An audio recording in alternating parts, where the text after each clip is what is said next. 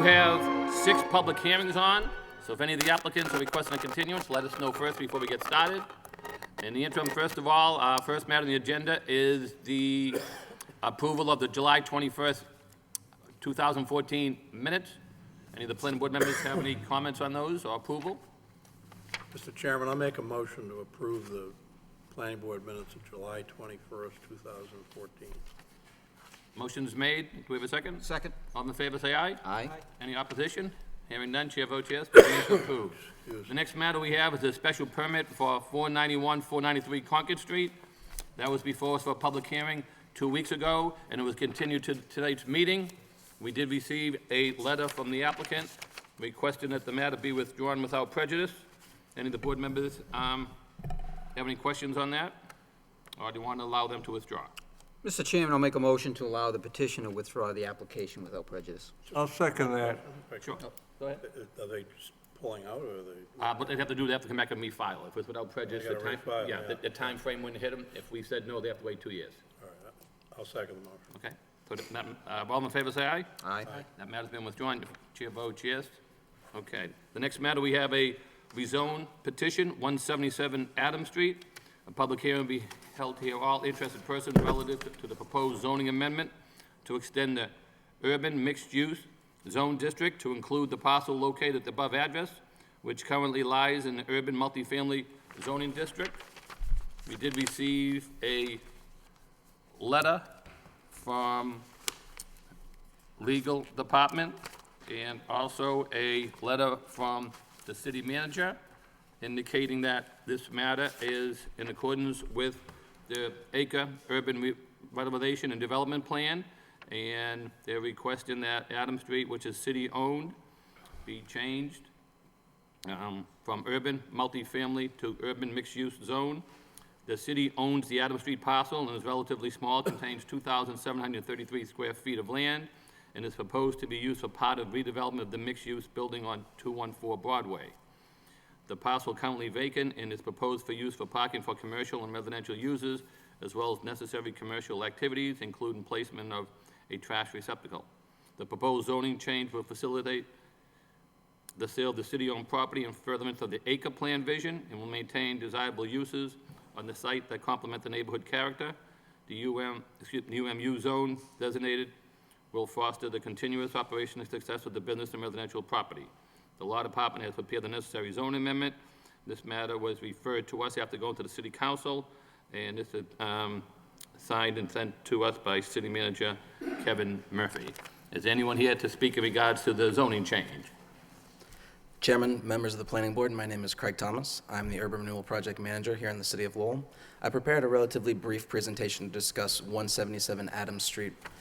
As the chairman mentioned, this is part of a process to sell a small piece of city-owned land to an abutter in the urban renewal district.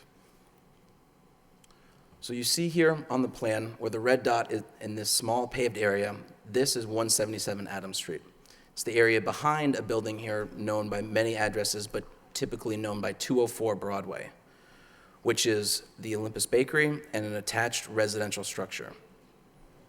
If we go on to the next slide, what you'll see is, and again, I apologize to anyone in the audience that this is a little hard to see, but for the planning board members, you'll see that the building is built more or less to the lot lines, and that the city of Lowell owned parcel here is really the rear parcel that, as you see it, is currently used for parking and dumpster storage, necessary functions as a part of a mixed-use building. Now, it's important in considering this rezone petition to think about the reason that we create urban renewal areas. We designate them in the city of Lowell and across the state, and the ways in which we use them. These are designated in areas where private investment does not support normal real estate functions in the private market. And there are a wide variety of reasons that occurs. We have to make a showing to the state. Any municipality that wishes to create an urban renewal area has to show the state a comprehensive list of reasons that contribute to a private real estate market that is not functioning. Two of the big ones that are often cited as impediments to a healthy private real estate market are diversity of parcel ownerships and irregular parcel sizes, parcels that don't meet the demands of modern businesses, modern residential users.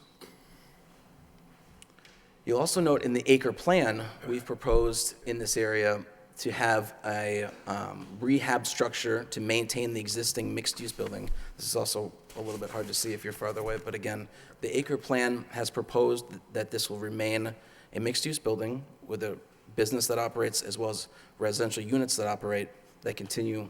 Could you point it out on this map? Yes.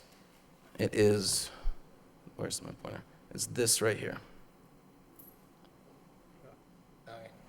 And you see here, there's additional housing proposed behind.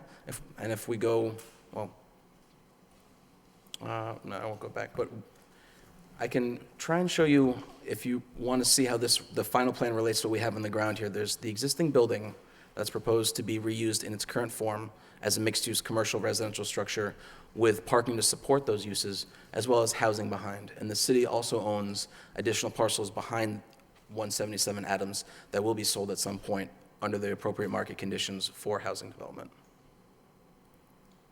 So you see the current zoning here. We have the 204 Broadway structure here, which is zoned the UMU, and the line actually runs directly between the parcels. Again, I brought up the general concept of urban renewal areas in Massachusetts to help explain why we've pursued this disposition, again, in urban renewal areas where it supports the plan and where the city finds it to be in the best interests of the long-term viability of a site. We can work directly with the property owner as opposed to going out to RFP. In this case, we've been working directly with the owner of 204 Broadway here to sell this piece of land to complete this use, this mix of uses as a long-term viable use here. One of the impediments to that, though, is the existing zoning of the UMF, of UMF for 177 Adams Street, which makes it such that the commercial parts of 204 Broadway, anything related to the business there, cannot actually use this if we sell it to them. So in discussions as a part of this sale, the city is committed, if the planning board approves of the concept, to change the zoning to facilitate this sale and the continued redevelopment of this area. So the city of Lowell's proposal is to change the zoning of 177 Adams Street from UMF to UMU. This change supports an existing building and residential structure as part of a mixed-use site at 204 Broadway. This change creates a parcel that a combined parcel with 204 Broadway and 177 Adams, the city site, that is more supportive of long-term investment and can be reasonably reused by the private market after this. Again, if you're looking at two separate parcels where ownership is split in a way that's uncommon for a mixed-use structure with no parking of its own, no dumpster and utility access, it creates certain private market challenges, and we're looking to overcome those and create a site that both produces income from the city through a sale and also enhances the long-term viability of those sites. So, questions? Thank you. Does anybody want to speak in favor of the zoning change? Anyone in favor? In favor? In favor? Anyone in opposition to the zoning change? Opposition? Opposition? Opposition? Any board members have any questions? I have a question, Mr. Chairman. Sure. Is this going to require an amendment to the urban renewal plan? No, again, the urban renewal plan always envisioned this parking lot being a part of the 204 Broadway parcel. I reviewed it with our law department because initially what the plan actually proposed was that the city would acquire both lots and sell them together. Mm-hmm. The reason for that was at the time the plan was approved, 204 Broadway had, I guess, an explosion or a serious fire relative to the commercial business, and then it was unclear if the owner would be able to continue with it. But actually, after the plan was approved, the owners who had been there for some time were able to rehab their property and move forward, continuing with a business in the city, as well as make as market rate residential units that were different than that plan very slightly, but the city took ownership through tax title of, through a previous taking, the city took ownership of 177 Adams Street. And after review on the very technical issue, I worked with the law department to determine that this is in support of the plan, because ultimately what the plan proposed is a functioning, viable structure at 204 Broadway that was a mixed use of commercial and residential. So even though in this case, actually, the city has less involvement than we originally proposed, which is very nice for us. Okay, so that the map I asked you to point it out on earlier, that didn't show this parcel as housing? No, it showed it simply as rehab. Again, the concept for the parcel was to maintain it as a mixed-use parcel within the plan. And being within the proposed actions in the plan, that's what allows us, again, to use the power to sell directly to an abutter. If we were proposing to do something like that that was not a proposed use or outcome in the plan, we'd have to go through a plan change and have a public debate with the city council about whether or not that was advantageous for the city. Okay. Any other board members have any questions? Okay, what's the recommendation of the board? Mr. Chairman, I'll make a motion to recommend the adopted proposed zoning amendment, noting that it supports the goals and objectives of the Acre Urban Revitalization and Development Plan. I'll second the motion. Okay, we have a motion made and second. All in favor, say aye. Aye. Chair votes yes. So the matter will be, Craig, do they have a public hearing date set for the city council? Yes, it's actually before the city council next Tuesday, September 9th. Okay, so this matter will go before the city council. We're only recommending boarding, and it'll be up to the city council to vote on this matter next week. Okay, thank you very Thank you much. for your careful consideration, Thank you. members.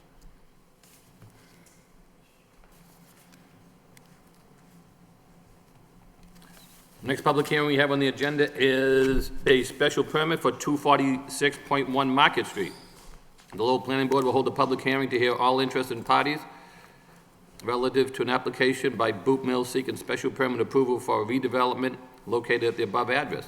The proposal consists of redeveloping the current vacant building into 13 residential units. 14 parking spaces shall be provided on the ground floor of the building. The proposed project is located in the downtown mixed-use DMU zoning district and within the artist overlay district that requires special permit approval from the planning board under section 8.1 of the Lowell zoning ordinance. May we hear from the applicant, please? Mr. Chairman, members of the board, James Flood, 549 Roger Street, representing the developer. If I could, Mr. Chairman, I have some handouts. Thank you.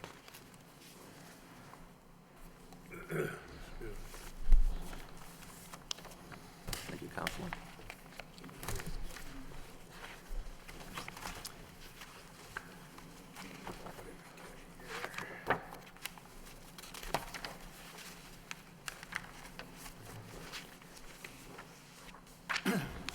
For the record, I'm representing Thomas Monahan, who will be the developer on the project, and with me tonight is the project supervisor, John DeAngelis, that can answer any questions. As the notice stated, we are seeking a special permit pursuant to section 8.1.2 to develop a vacant mill building presently owned by Boot Mills into 13 residential units with 14 parking spaces. I think the notice might be wrong. 12 of them are inside, Mr. Chairman, and 2 are located out front. The building is located in a DMU zone, downtown mixed-use district, and also within the artist overlay district and the downtown historic district. It was originally part of the Bigelow Hartford Carpet Company, which operated there for many years. The original building consisted of 3 stories, and I've given you a cross-section in there of the original building so you can see what I'm talking about. There was the bottom floor, and then there was a large space which included all the turbines that were used for that mill complex, and then there were two stories above. So I thought that could explain to you the makeup of the building so you can understand what we're trying to do. Those of you who have visited the site, you can see that it's in a pretty bad situation, presently vacant, and it's really in need of rehabilitation. It is within the boundaries of the downtown historic district, and all renovations to the outside and facade of the building are subject to the approval by the Lowell Historic Board. We're here tonight just to get the right to do the 13 units. Representatives of the developer have already met with Mr. Stowell of the Historic Board and with Chuck Parrott of the Historic Board to discuss the proposed project. Mr. DeAngelis can also tell you about his meetings with Mr. Parrott pertaining to the Cole Pocket building, which is located next door, which I think a lot of the residents in the area are quite concerned about. So anything, if this is approved by you people tonight, then of course we're subject to it, you'd condition it subject to Historic Board approval of the project. Mr. Monahan unfortunately could not be here tonight. but a little bit of a history of his background. He's been in the development business for more than 30 years, primarily in the southern New Hampshire area. One of his most recent projects is the development of the Outlet Mall in Merrimack. He is also presently doing a complete renovation of the building at 24 Merrimack Street, which is presently under construction as part of the downtown revitalization. So he has quite a history in the construction business. We want to develop the building in a manner consistent with the surrounding development on Canal Place 1, Canal Place 3, and other renovated buildings within the downtown neighborhood, which will enhance the whole character of the neighborhood. Also, this will satisfy the goals of the Lowell Master Plan for the reuse of vacant historic properties to meet new and updated housing market, and that's under section 4.15. The proposed plan is to remove the equipment presently located on that bottom portion of the building, and the basement floor would become a parking garage for 12 motor vehicles, along with an area for roll-out trash containers.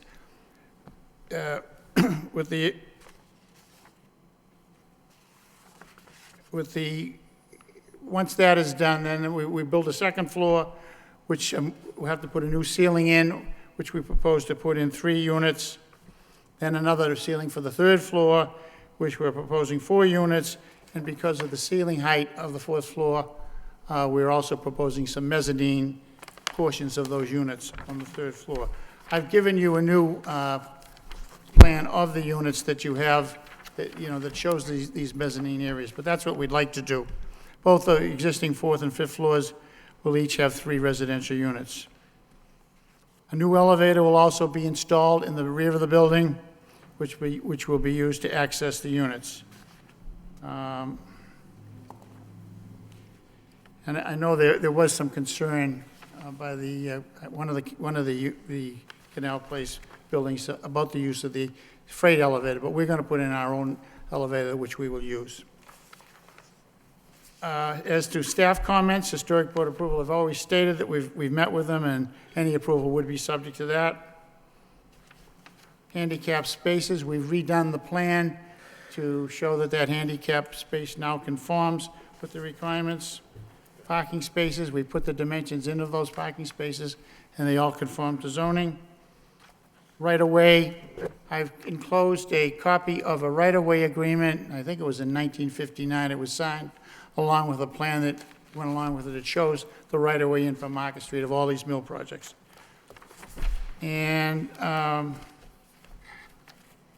I think based on the narrative attached to my application and what we presented tonight, that we have filled the requirements for the special permit for this conversion, and I'd ask that you vote favorably. We're here to answer any questions. Do you want to speak, John? If you have any questions for John DeAngelis, he's here too. So, but that's basically what we propose to do. Okay, thank you, Councilor. Anyone want to speak in favor of the project?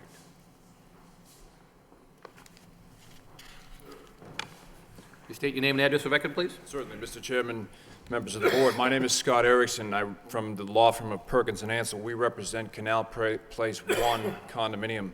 I had faxed over to the planning department our letter of concern.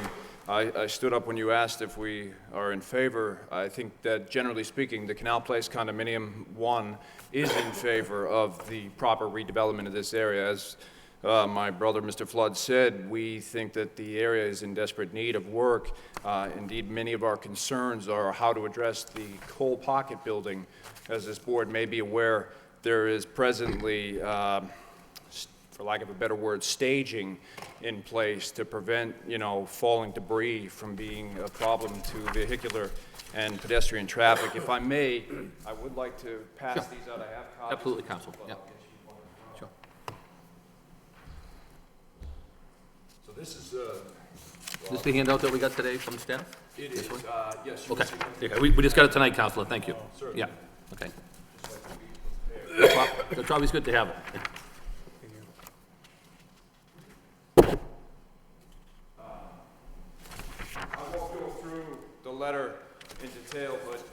speaking, our concerns were primarily access. The Canal Place 1 condominium immediately abuts, has an adjoining wall with the proposed Boot Mills development site. Mr. Flood indicated that they don't intend to use the freight elevator. That was actually one of our concerns, was controlling access, unauthorized access to the condominium for security residents. There is also a fire stairwell along that wall, and we are curious as to whether there are any plans, maybe Mr. Flood can speak to that as well. Trash removal and mail were just logistical concerns, again, that the association wants to make sure are properly addressed. It's a fairly tight site. Trash removal is, I believe, will be privately contracted, and so they just want to ensure that there's a proper plan in place there. As I said, the Cole Pocket building, that is one of the concerns as a safety concern. It's also a bit of an environmental concern. The association has reason to believe that there may be environmentally sensitive materials in or around that site, and we just want to make sure all of that is properly dealt with. Traffic flow was another concern. Again, it's a tight site. I haven't seen the 1959 access agreement that Mr. Flood references. We can take a look at that, but just making sure that the flow of traffic, is both safe and does not disrupt the flow to the residents of the condominium association. So in closing, as I said, the association is in favor of the proper development of this area, but we want to make sure that that this is done right and that the association's interests are protected. Thank you for your time. Thank you, Counselor. If I could just Absolutely. address a couple Sure. of issues. I think the first one was the access and the security concern. I told you we don't plan to use their freight elevator. We're going to put our own elevator in.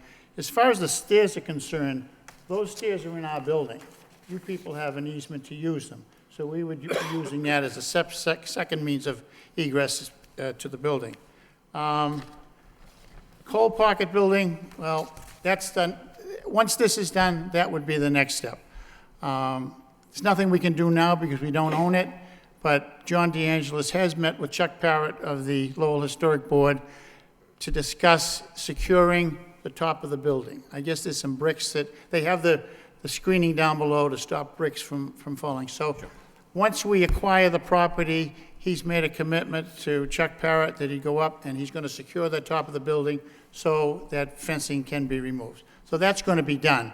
But we're not developing that building at this point in time. Once we finish the turbine building, then we'd move over to that one. Traffic flow and safety, I've given you a copy of the access agreement. Everybody has the right to come in the same way. Mail delivery, wherever the post office wants us to put a mailbox, we will, whether it be in the front of the building or it be inside the building. Waste removal, I told you, we're going to have roll-out dumpsters, which will be picked up by a private trash company. And as far, I understand there were some concerns with environmental issues in the Coal Pocket building. There were some oil tanks underground. They have all been filled with, according to John DeAngelis, they've all been filled with sand and been signed off by the fire department. So that's all I can tell you at this point in time. But Mr. Monahan intends to work with both condominium associations. Hopefully, this development will be an asset to everybody, asset to the city, and improve the whole, improve the neighborhood, so. Okay, thank you. Does anybody else want to speak in favor of the project? In favor? Hello, I'm Kathleen Marson. I've lived at 200 Market Street for 18 years, along with all of my neighbors here. Obviously, we're overall in favor of this development. We'd be happy to see that mostly the safety concerns finally taken care of. No one has mentioned Canal Place 2, but if you go to the back of this building, is where for years we've been trying to have inspectional services do something about the panes of glass that are literally falling out of the windows to the ground from 6 floors up.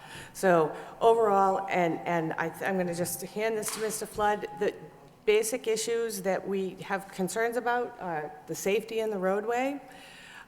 The one advantage to the staging that's in that area right now has stopped cut-through traffic from Dutton to Market, where we've had several residents actually hit by cars prior to the staging going up.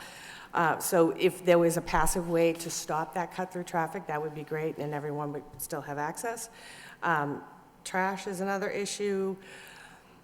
There's no place to place these trash containers except at their front door, which is also my front door. So just, finding a way to keep that tidy would be, nice for everyone.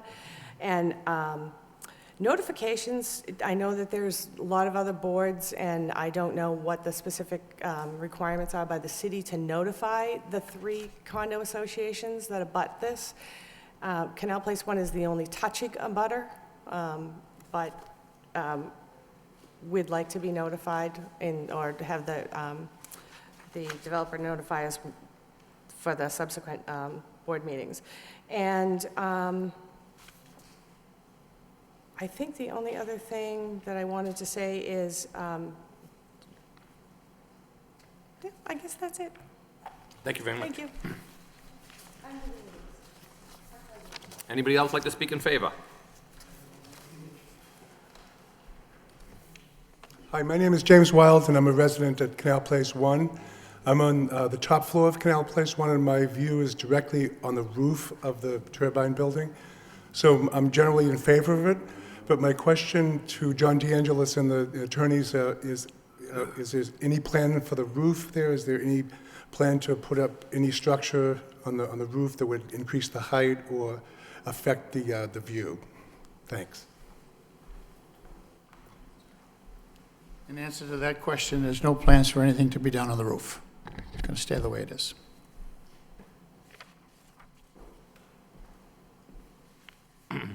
Anyone else like to speak in favor?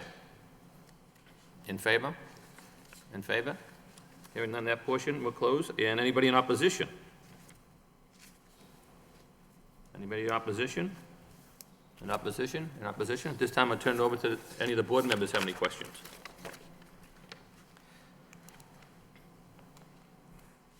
I have a question Yes, Bob? to the Attorney Flood. How do the vehicles access this parking? Where's the access come through? From Market Street, through on that plan.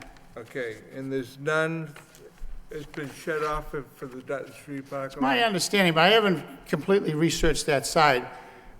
They will own the passageway out to where the road comes in from the bridge, but I haven't, there's so many plans, Bob, in that area of easements that I haven't got my hands on the complete thing. Maybe there is another way out, but that's a definite way in. Right now, there is no way out there. I might find it when I get into it more. Okay. Okay. Any other board members? I have a Yeah, Mr. Lockhart? Just on procedure, do you have to come back here for site plan approval? No, you don't, Rich, because this is under 8.12. It's within the artist overlay district, so, and it's a conversion of an old mill building, so you don't need site plan approval. Okay, that's right. But You just need the special Nice permit. to see a clear definition of how the traffic flows, and that's really all I'm getting at. It's the same way it's been for years. Everyone's gone in the same way, and that's, I mean, I went back in there, and you can't really, well, with the fencing there now, you have a problem. But Right, right, once that's all. that cold pocket is fixed, according to Chuck Parrott, we'll be able to take those out. And if the easement goes to all of the parties, and if there's a real concern about traffic cutting through, maybe they can all get together and put in some sort of a speed bump or those metal, strips that go across the slow traffic. But do you have a date for the historic board? I don't think we have a definite date yet, no. No. That's all I have, Mr. Chairman. Mr. Fischett? Thank you, Mr. Chairman. Just a couple questions and comments. Under the DMU zone, I just want to make sure that the easement is sufficient. And Joe, I don't know if you can speak to this, but there's not too many requirements to meet in the DMU zone, but one of them is 25-foot frontage. I'm assuming the easement satisfies that, or is that going to require a variance? I believe the easement will be able to satisfy it, but I'll need to dig into it further, having not reviewed the easement itself, but it may be able to cover it. I would think, Jerry, that's This a time. prior non-conforming building, and that I don't think entrance you'd have was a there problem, but I was just prior to curious. zoning, and, you know, I think that if that was a problem, they would have handled it in 59 when they did that. So, I mean, that's the way people have been going in there for years. Right. I Well, don't think- 1959, I don't imagine it was a 25-foot frontage, because a DMU zone didn't even exist at No, that I point. know that, I know that, so, So, I mean, it's yeah. prior non-conforming. Yeah, no, I Anyway, so- understand. But as you know, as a formality, you may have to still go before the ZBA. And another question, to Mr. Lockhart's point, though, one of the, you know, when I was over there visiting, and I was taking pictures, and I wasn't sure if I was even looking at the right building, but apparently I was, so that's reassuring, is there was a number of people I observed walking through where it's gated and it's covered overhead. As I try, you know, and again, to Mr. Lockhart's point, as we try to visualize this, I understand that's the access point, but is there any plans to put any sidewalk for people, so that people will be walking in the roadway that will be accessing the I site? think they've done it for years. I mean, we don't. Well, don't for own years, that. there hasn't been a parking garage under that building.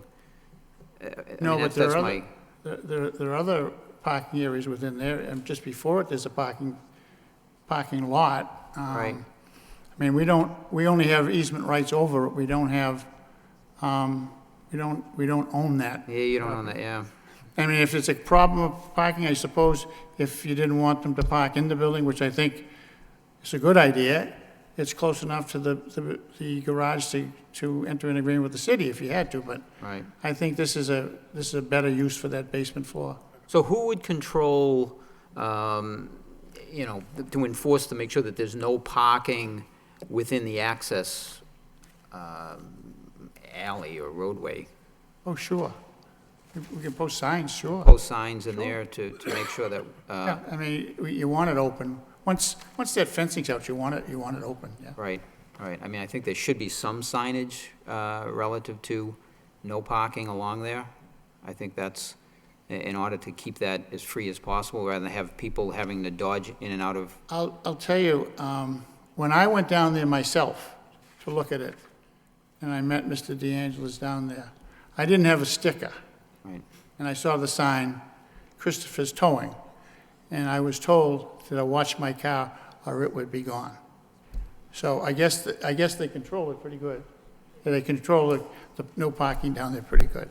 So you'd need a sticker or something to be able to go in there anyways. Again, you know, there's few things that we have control of at the board Mm-hmm. here, and I think that, you know, access to that site in a safe way, take into account pedestrian safety as well as vehicular safety. You have no So, problem. I think that needs to be addressed. Could you explain the trash pickup once again as well? We're please? going to have rollout dumpsters inside the building. There'll be a private contractor come once or twice a week, depending on how much trash there is, and they'll roll them out, dump them into the hauling vehicle, and take it out. There'll be nothing outside. No dumpsters outside, there'll be no trash outside. It'll all be inside the building, in the basement level. I think on the new plan, he shows 5 or 6 dumpsters, rollout bins. And in this, just to assure Mr. Wild's concerns as well as, obviously you reassured that there's no plans to do anything on the roof of the building, and obviously the plans that have been submitted here do not show that there's anything planned to, at least this proposal, to do anything on the roof of that building. So what we are approving here tonight. Yeah, I said there yeah. were no plans. Mr. Lockhart's on the historic board. Everything has to go to the historic board, and it's not going to happen, so. I would suspect that would be the case. All right, thank you, Mr. Chairman. Mr. Boyle? I don't have, well, I have one question on the project. Are you proposing any landscaping work? There's no place to landscape, Joe. Okay, I visited the site today, and what I noticed was the steps down to the alley that runs between Canal Place 1 and Canal Place 2. Is that your property? Yes. Okay. I noticed clearly that needed some work.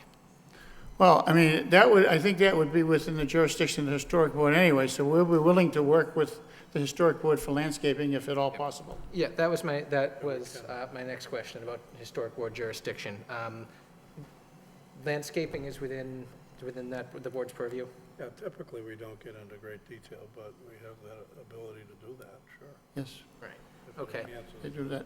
I can remember when I was in the Knapping building, that when that was approved, you couldn't put such and such color mulch in the front, you couldn't do things like that, so they have control over that.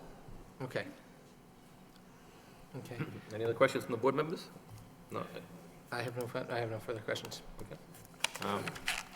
So we're only here for the special permit. And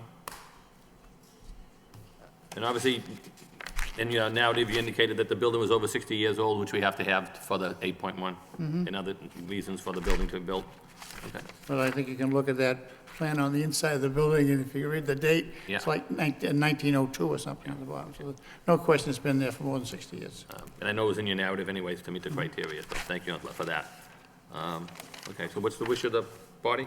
Mr. Chairman, I think there's an additional member of the public who wishes to speak. Oh, please, sir. I just have one question. Across from the building is the building that they said they're going to put a roof on. Is the chimney part of this whole project too? It's not part of what we're here for tonight, but would be owned by, when we acquire it, we'll own the chimney, yes. Okay, because I've lived there for 15 years and have looked. Can you just turn the microphone so we can't hear you? I'm sorry. I've lived there for 15 years. I'm a resident owner, and I look out my window every day, and that chimney is cracking all the way down. I know it's supposedly historic, but something's got to be done with that chimney, because it's going to end up on our building. That's the only concern I have. Thank you, sir. Is that something you guys look at the historic board, Rich? Oh, yeah, Yeah, it would be. they'll evaluate all that. Anything further, council? No? Okay. Okay, what's the wish of the board? Mr. Chairman, I'll make a motion that we issue the special permit for the redevelopment of 246 Market Street with the condition that the Historic Board passes Okay. the project. So we have a motion on the board to recommend approval as long as it meets the requirement and is approved by the historic board.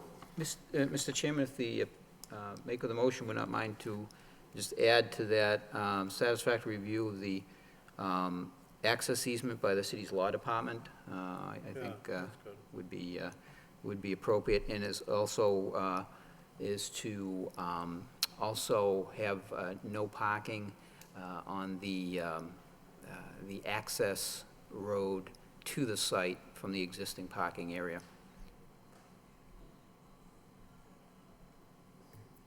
Is that acceptable to amend the motion? Okay, the motion has been amended as indicated with those three conditions. So motion's been made and, Mr. Chairman, if I could, would it be acceptable to amend the motion conditioning our approval on approval of the historic board to include specifically references to both the facade and the landscaping? I have no problem with that, it all depends on if the historic board. Sure. Sure. Okay. I mean, yep, okay. Fine.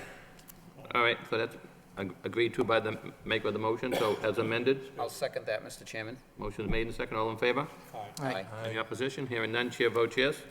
So the motion is approved, and your next meeting will be at the historic board. Yes, thank you So very much. anybody who's here this evening has any further questions, that matter will be taken up at the historic board meeting. When do they meet, Rich? They meet, Oh, we're meeting on the 8th, but they won't. no, but what nights do you usually meet? Oh, Monday nights. Okay, so be in the, Might be the 15th. okay, 8th or thank you. 15th. No, 8th or whatever that October date is. Okay, thank you. This is so much control over. That's a good project. That's so much control over. I defer to we're only in there for the special permit. Oh, yeah, everybody gets a whack of this historic. I'm sure they'll end up meeting something from ZBA. Concom, because they're next to the canal. I would think the fire department.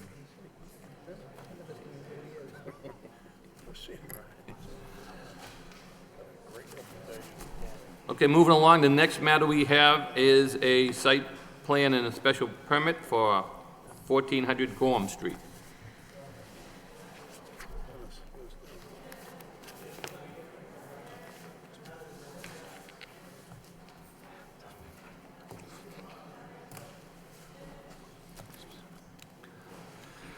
A site plan review and a special permit for 1400, 1422, 1422-1, and 1434-1 Gorham Street.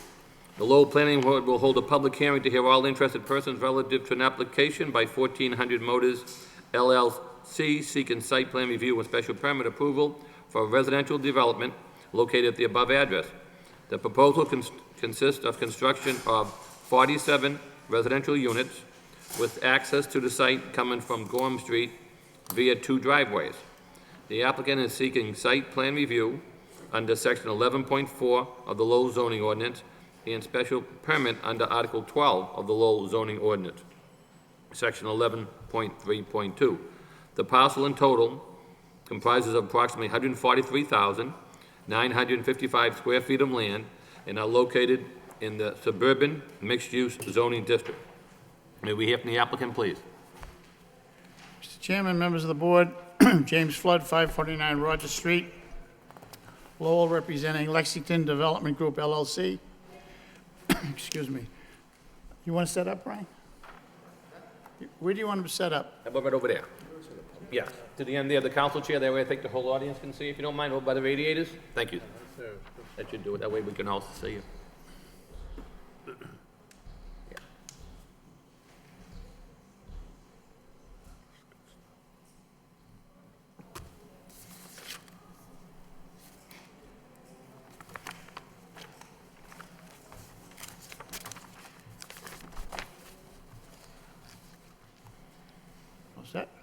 Yeah, with me tonight, Mr. Chairman, members of the board, is Rob Burge, who's sitting right over here, who is the manager and the principal of Lexington Development Group LLC. Steve Cavello next to him, who is the project manager, and Steve Stratford, who is the broker for the development, the third seat.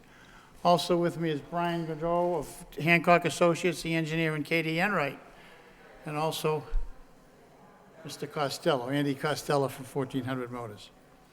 As the notice states, we're in front of you tonight requesting site plan approval under 11.4 and also a special permit under Article 12 on the premises located at 1400, 1422, 1422.1, and 1434 Gorham Street. The entire site contains 143,995 square feet. It is zoned SMU. You will recall that we were in front of you, I think it was last April or May, requesting that the zone for 1422.1 and 1434.1 be changed from TTF to SMU, and that was approved by this board and also the city council. I think you're all familiar with the property, the former site of 1400 Motors, which was a Cadillac Oldsmobile dealership for many years. Also has been closed for many years, and the site has seriously deteriorated. As stated in the application and the narrative, Lexington Development Group LLC proposes to demolish the existing structure on the any structure on the site, and also to remove all paving.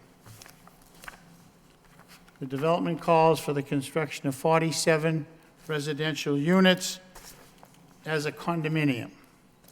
There'll be 23 duplex units and 1 standalone unit.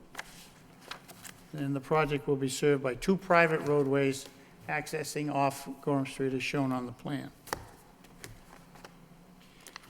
Each unit will have 2 stories of living space, which includes a living room, dining area, kitchen, 2 bedrooms, and 1.5 baths. On the basement level, there'll be a 1-car garage, and additional parking spaces will be provided in front of the garage.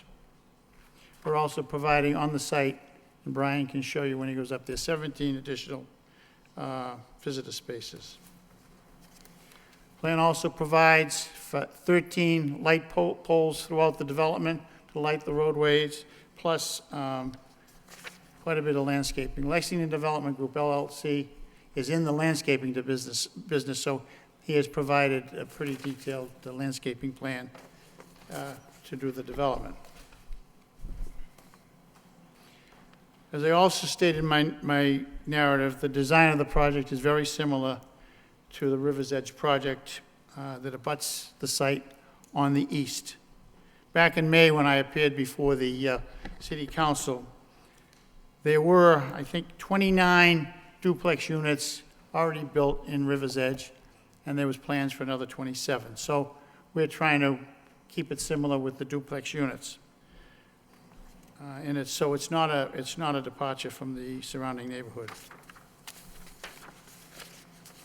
With the demolition of the structure and the removal of the paving, and with the environmental cleanup that we are proposing, it'll be a great asset it'll be an improvement to the neighborhood, especially with the additional planting and green space throughout the site. As to staff comments, the engineer will address many of them, because we got the letter, and we got another letter from the city engineer last night, so he's got those answers. But I just want to address the AUL myself, because this is something that we knew about before we even entered the purchase and sale agreement. And before we entered into the purchase and sale agreement, we met with Brian Chapman of Mill City Environmental to discuss the situation. He was quite familiar with the site for various other people that had looked at it, so we knew what was going on there. And he assured us that when we acquire the site and start construction, he'd be able to abate all of that contamination within the site. It's my understanding there'll be an LSP on site when everything is done. Once it's completed, a report will be submitted to the DEP, and the DEP, if everything's satisfactory with them, they'll sign off. The reason it hasn't been done till now is because, if you look in the site plan, the area of the AUL was within the confines of the automobile dealership. So in order to do it, you had to tear down the building. And at that time, I think it was, I forget the year of the AUL, it was in the early 90s, I think. It was still operating as a car dealership, so it was never done. So that's why the AUL was there. So it's something that can be removed. We intend to remove it. I'll tell you right now that the cost for removal in the site is quite hefty. He intends to do it. We have no problem with your condition that no development until it's signed off by either the DEP or the city environmental officer. We're going to do it because it's the only way we're going to put together a nice development. There was one other issue raised by the city engineer, and had to do with a parking easement. Now, you probably don't know anything about it, but in doing the title, it came to light that on a portion of the premises located at 1422 Gorham Street, there are abutting properties known as lots B and C. There's a church there now, and I don't know what's on the 3rd Street. But there were cross easements for parking at that point in time. So what we have done is, those have now been terminated by a reciprocal easement agreement that has been signed and now has been recorded in the Middlesex North District Registry.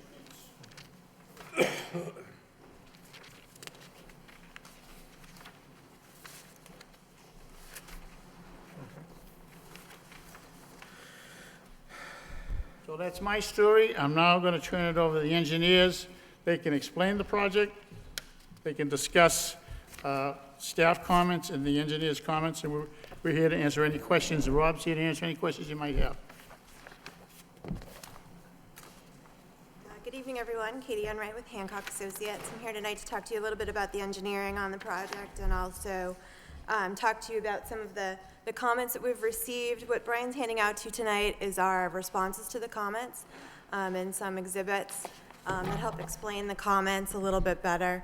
One of the things I want to point out is that we're significantly reducing the amount of impervious on this site. I know Jim mentioned that currently we probably should have done a colored rendering of the existing conditions so you could see it. Most of you are familiar that the site has a very large building on it, and pretty much the remainder of the site is paved. It's about 83% impervious right now. We're actually adding a significant amount of green space by doing this proposal, bringing it down to about 50% impervious. So there's a significant amount of green space that you're seeing on this plan that's not there today.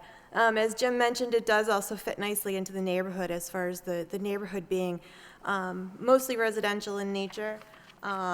The building right now is approximately 2 feet from the northernmost property line. We're going to be meeting the setbacks with this proposal, so we'll be 21 feet off the side setback. So it'll obviously increase and better kind of the neighborhood feel out there, and take out this commercial use kind of tucked in between. The site is being drained underground.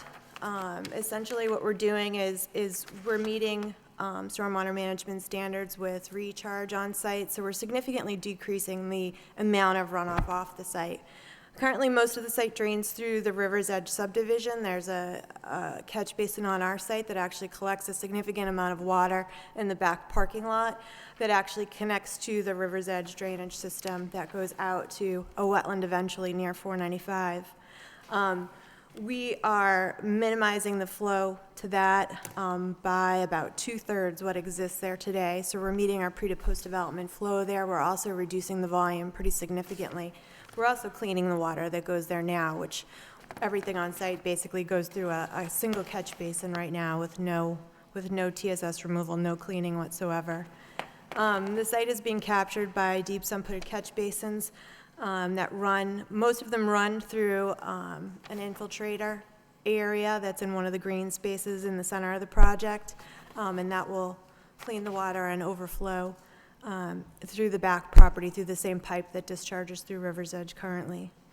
Sewer is all proposed to be gravity. The roadway has been constructed is proposed to be constructed to 24 feet and curbed. These will be private drives, essentially. They're not looking to be roads. They're not contained within a right-of-way. We're proposing sidewalks on one side to connect the units throughout. I'm going to let Brian talk a little bit about the detail on the sidewalks to kind of get you to understand a little bit better what we're looking to do with grades and curbing, et cetera. That was one of the comments that the city, both the city planner and the city engineer had. If you'd like, I can go through these pretty quickly as far as the responses that we've Please. put forward today. Jim already pretty much talked about the AUL, which was the first comment. I'm going to go through the development services comments first. So the first one was the AUL, and the second is that the two-family structures at the northeast and southeast corners be converted to single-family or better align the driveways. What we've done in those two areas, they're both kind of the upper corners where they have a curved driveway. There was plenty of space there for us to create a turnaround area, so we've added turnaround areas to both of those driveways to make them so that people can back out of the garage, turn around, and come face forward back into the street on those two driveways. It is recommended to have some screening in the backyards between the units proposed parallel to Suzie Circle and Sanford Street. Those are the units that run up the middle that are backyard to backyard. The first floor of these units is the garage, but what we can do is still propose some groundscape through there. Again, as Jim mentioned, it's a landscape company that's looking to construct this, so we would propose that we would put some small screening between the garages. Well, it's really the rear of the garages on each of those units, but also to propose some sort of a fencing on the deck, maybe to allow some additional privacy there at that first level. So recommended that the city engineer review and approve the utility plan and stormwater management report. We'll talk about that a little bit later. Location and dimension of snow storage areas to be identified on the plan. We've added that to a revised plan set, and we're looking to basically pile those snow storage areas in the significant landscape areas that we have on site. So there's a couple of larger landscape areas where we can pile the snow. Also, it's going to act kind of as a typical roadway. So there's green spaces along the side of the road that snow can be plowed. That's been dimensioned on the plans. The next set of comments came from city transportation engineers' comments. Again, they talked about the driveways on those two upper units with the curved driveways, which we've added the turnarounds to.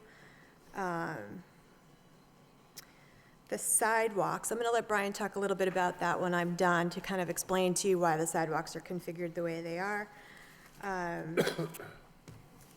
again, the driveways, understanding the dimension behind the garages to make sure that a car can fit behind each of the garages for a full length so that people aren't transversing the sidewalks and walking into cars as you come to each driveway. So again, Brian's created a detail to kind of walk you through that a little bit better. As-built to be submitted in electronic form, that's a standard comment. Obviously, we concur with that, would be happy to do that. Curb cuts have been dimensioned better. The street is 24 feet wide, but at the actual curb cut, it's 35 feet wide by the time you put the radii on out at Gorham. So that's been better dimensioned on the plan. The AUL, which we already discussed, the minimum width for the driveway, I just discussed as far as the 24 versus 35. Requirements of the parking easement, Jim went through that with you earlier. Again, the parking garage, mailbox cluster has not been sized yet. Obviously, we'll work with the postmaster to make sure that that size is adequate, but that mailbox area is in one of the larger green space areas, so once we figure that out, we can definitely shift the gazebo a little bit as to not interfere with that if it gets a little bit bigger. Again, the driveways, underground utilities are intended to be connected to all of the units.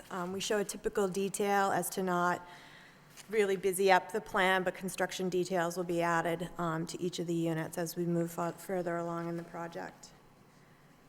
The trees were shown originally over the underground system. We've moved those on the landscape plan that we've submitted to you tonight. There was a little bit of a conflict there. Service connections for water and sewer do not show elevations. Again, we're confident that everything will gravity flow. The sewer will gravity flow and it won't interfere with the water connections. And we've shown a typical detail, but again, we haven't shown them to each and every unit. City of Lowell ordinance states the owner is responsible for the sewer connection all the way to the main. We're not planning on using any existing sewer connection that's out there today. We're planning on putting in a completely new sewer connection, so we're not concerned about that, obviously, at this time. We will be applying for a driveway permit, a trench permit. Bounds being installed, it wasn't told to us where those should be installed, but we'll talk to the city engineer and find out where that makes sense to put in bounds as we develop this project and make sure that those get added to the plan. City work hours, we concur. All street markings and signage will conform to MUTCD. We've added that note to the plan. What we're showing on the private ways are stop bar and stop signs in appropriate locations. For now, there's a notification policy that we were made aware of. Curbing on streets must be vertical granite. City Street being Gorham, both of those radii on both of the driveway entrances have been shown as vertical granite in those areas. On-site curbing is different. On-site curbing is proposed to be Cape Cod berm, but that would be on the private driveway side of things. So those within the right-of-way would be vertical granite. Sidewalks will be repaired and replaced where necessary. I'll let Brian talk to that a little bit too, as far as how we designed the curb cuts into Gorham to make sure that it fits with the neighborhood and how the sidewalks go through the neighborhood now. So it basically creates a level platform, but I'll let him go through that too. Curb radius shown at Gorham Street is too large. That has been dropped down to 5 feet so that we max out at the 35 feet curb cut, which is required under the bylaw. The concrete sidewalk work must involve full panels. We've added that note to the drawings. Handicap ramps have detectable warning pads. Again, we have a detail of that on the detail sheets showing those areas. Why are the sidewalks curved in sections? Again, we'll talk about that shortly.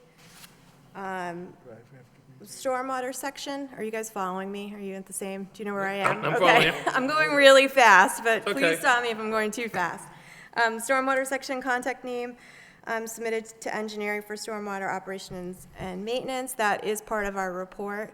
There's a statement in the report that says Lexington Development Group LLC is the sole responsible person for the operation and maintenance of the system, and those operation and maintenance sections are in the report. It tells them what parts of the system need to be maintained and how to do that. Construction site entrance has been added to the plans and it has been detailed. Location of dewatering and discharge to be shown on the plans. We've done significant soil testing out there, and there's really, we didn't really find water anywhere, and we were down pretty deep. We don't expect that that's going to be an issue. There's also pretty sandy soils out there. If that comes up, we'll talk to the city engineering department and make sure that that's approved through them.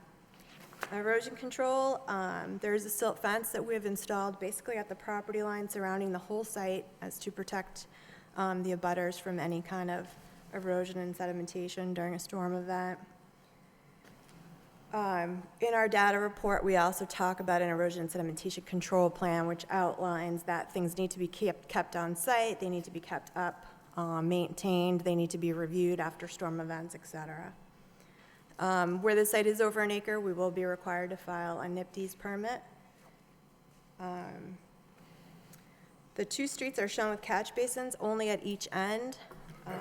Streets are flat and flooding will occur. It was one of the questions or comments from the city engineer. We've designed these streets so that they essentially come up from Gorham and then back down into the site. So the streets are, where there are catch basins at the intersection of the streets, they actually flow up and then flow back down at greater than a 1% slope. So we don't believe that that's going to be an issue. But we will obviously work with the city engineer to make sure that they are comfortable with the drainage design moving forward. We did get to have a brief conversation today, but weren't able to get down into some of the details. So we don't feel it's going to be an issue. Snow and ice. Snow disposal within the city right-of-way is strictly prohibited was one of the comments, and obviously we will be keeping all the snow on site. I'm going to have Brian walk you through. He's provided you with a driveway detail that kind of shows how the driveways are going to work, and also talk about the entrance a little bit, just so that you can kind of follow what we're trying to engineer in those areas.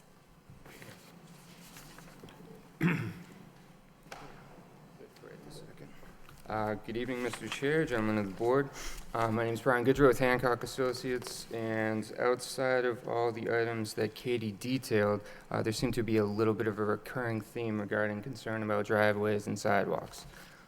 There are kind of two specific areas of concern that have been brought to our attention that we had previously detailed on the original plan set and really haven't changed anything. We've just explained it narratively and with a sketch. City engineer brought up the sidewalk crossings at Gorham Street, so the two new curb cuts that we have.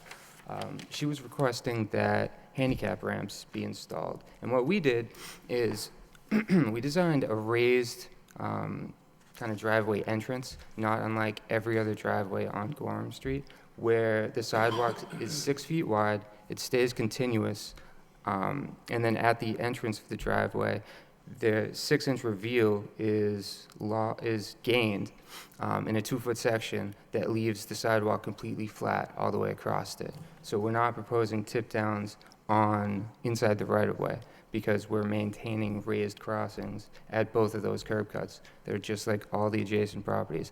And that does two things. One, they're easier to navigate for pedestrians, and two, it's going to create a traffic calming environment where people that are entering and exiting the site are going to be forced to slow down to take that. It's kind of like a speed bump heading into the site. Within the entire site, where there are handicap ramps, we have proposed them according to Mass Highway standards. Now, the second concern, if you want to look at the sketch, is going to be on the interior 6-7 buildings. So the ones that are together inside the site. The concern is we have a sidewalk that's going entirely looping around, kind of in a U-shaped pattern, up Suzie and then back down to Gorham Street. And the way that the buildings are set back from the road is there's a 5-foot sidewalk and an 18-foot driveway. However, the 18-foot driveway encroaches a little bit into the sidewalk area. Now, in terms of ADA accessibility and MAAB accessibility, there's a couple of critical numbers. One, an accessible walkway is 36 inches wide. It's only 3 feet. It's not 4, it's not 5, it's not 6, it's 3 feet. And that 3 feet can be encroached upon down to 32 inches, which is 2.6 feet, for a period, or for a distance no greater than 2 feet. Provided that you again go back to a 36-inch clear space on either side of that entrance. So on this interior U, we make those accessible routes, and it's important to note that we're taking that at the most extreme edge of the driveway, at the most extreme edge of the required size of the parking space, 9 by 18 feet. If you look at the diagram, the sketch, typically your vehicle is not going to take up 18 feet. It's not going to be parked directly on the edge. And the vehicles are just, you're simply not going to get the restriction that is apparent if you just look at the space and don't look at the spaces that are being filled by the car. The second aspect to that is the concern about having kind of this curved linear sidewalk shape. Now, there's a very important reason why we did that. It wasn't just to increase landscaping area. It's the distance between the driveways and the distance between the units don't allow you to have handicap ramps where you can go up, table, and then go back down to maintain a 6-inch curb. Because they're so close together, you actually won't get any kind of curb whatsoever. So you need some separation between the sidewalk and the edge of the roadway, so that way you can create a gutter, channelize runoff, and make the drainage work the way that it needs to work. So in terms of accessibility, it's all completely accessible. There's a reason why we designed it this way, and it meets code. I think those are the majority of the sidewalk and driveway questions. The other two were the 2 units up at the end that Katie spoke to earlier. There were some longer driveways that required a pretty far backing up movement that we eliminated with the addition of a fairly oversized turnaround for those units. Do you want to say anything else?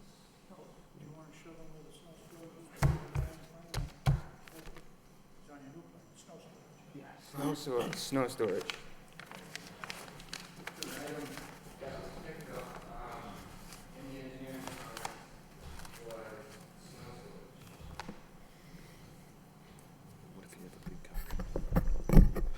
So if we look on the plan, there's a gazebo and a cluster mailbox unit. Essentially, you have a little bit of green space in this area. You have a large green space in the parking area up over here. That's going to be where snow storage is. And then obviously with a 24-foot road and with the exterior units not being sidewalk, there's going to be an opportunity to pile snow just like you would, throughout the city. I'm good. Do you have questions? Yes. What if you have a car that's bigger than a mid-sized car? If we have typically Like a if you look- Cadillac SUV, a pickup truck? So the difference between mid-sized cars, compact cars, and SUVs. So say you take a Prius, a Ford Taurus, and a Ford Explorer. You're going to go from 15 feet to maybe 16 feet, and then just shy or just over 17 feet. It's not going to be that full 18 feet unless you're getting a Hummer that's in there. And typically, if you find a vehicle that's outside of the 18 feet, I mean, these are the regulations that we need to uphold, which is 9 by 18. So we're showing the absolute extreme, at the extreme edge of the driveway, and it works and meets ADA requirements. Okay, thank you. Yep. Mr. Chairman, just Sure, go ahead. just on that theme while we're on there, on your diagram here, the line that you have here, is that the 18 feet? That is, so there's kind of a box. The broken line, where is the 18 feet? At the street line, or is it at that? No, it's not at the street line. I apologize for it not being clear. The street line is just showing you exactly where the gutter is. That's where the start of the sidewalk would begin, and that's where the street begins. So the line that's just north of that, that's going to be your 18 feet, and it's 8 by 9. It's 9 by 18, and it's at, again, at the complete edge of the space that's the most critical and tight. And these are units that are, this is 36 and 37. So these are these units right here, which actually have, because of the angle of the roadway itself, these are the ones that are tightest. So if you look at the other unit, unit 37, even on that extreme angle, we're almost getting that 3 feet that we need to be compliant without any sort of protrusion into the accessible walk. All right, so someone in a wheelchair would take that circle, come right out in front of that car. Now that, where you have the broken lines as the street line and the line that denotes the 18 feet, that would be the space in which someone in a wheelchair would travel to get to the next loop in the sidewalk? If that space was occupied, that's correct. So if you look at the detailed grading plan, we specifically called out these units and detailed every top of curb, bottom of curb, and back of sidewalk grade to make sure that the intent is met, where you're meeting less than 2% cross slope, you're meeting all of the other ADA requirements. That would be on sheet 4. There's going to be a typical unit detail grading. So if you take a look on the left-hand side, again, it's unit 36 and 37, which is why we detailed it typically, because these are some of the most challenging units that we have. We called out top of curb, bottom of curb, very detailed in this area to ensure that not only are we meeting these accessible walk widths, we're meeting the grades as well.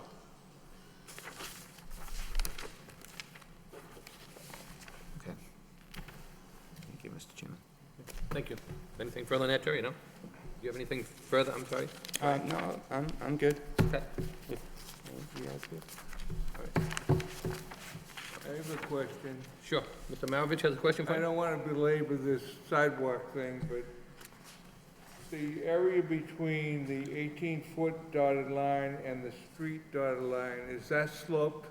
It's going to be sloped at less than 2%, so it's going to be nice and flat, just like your sidewalks have to be, just like anything else.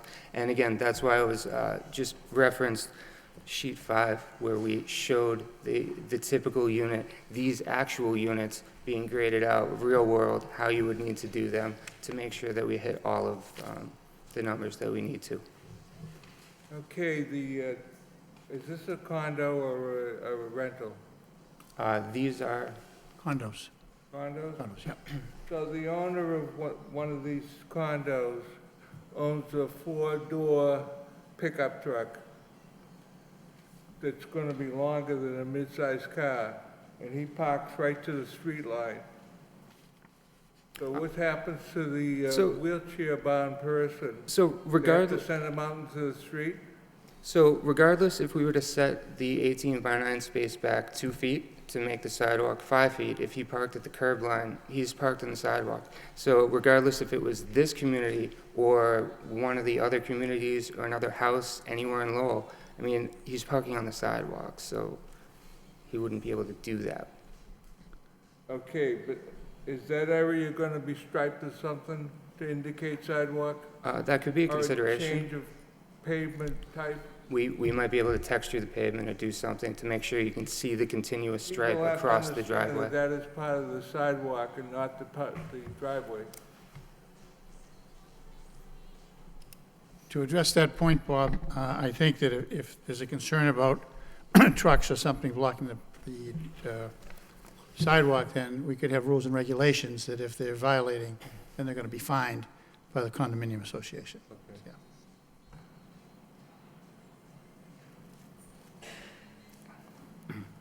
You all done, Brian, or anything else? Yeah, I'm good. Anybody else from the applicant, Mr. Flood? I'm all done. I just want to congratulate Brian. We didn't get those comments till 5 o'clock last night from the city Well, yeah. engineer, and he worked all day to get those responses and change the plans. Other than what you have in front of you tonight, that plan does conform to zoning as it exists today in the city. And I think with the additional green space, I think it's going to be an enhancement of the entire neighborhood, so. I have one other question. Who chose the distance between the buildings and why? So the site naturally... Ryan, is your mic on there? Just make sure the green button is Yeah, down can- below. Is this better? Yeah, see this little green dot right there? Just push this piece right there. Yeah, can you hear me?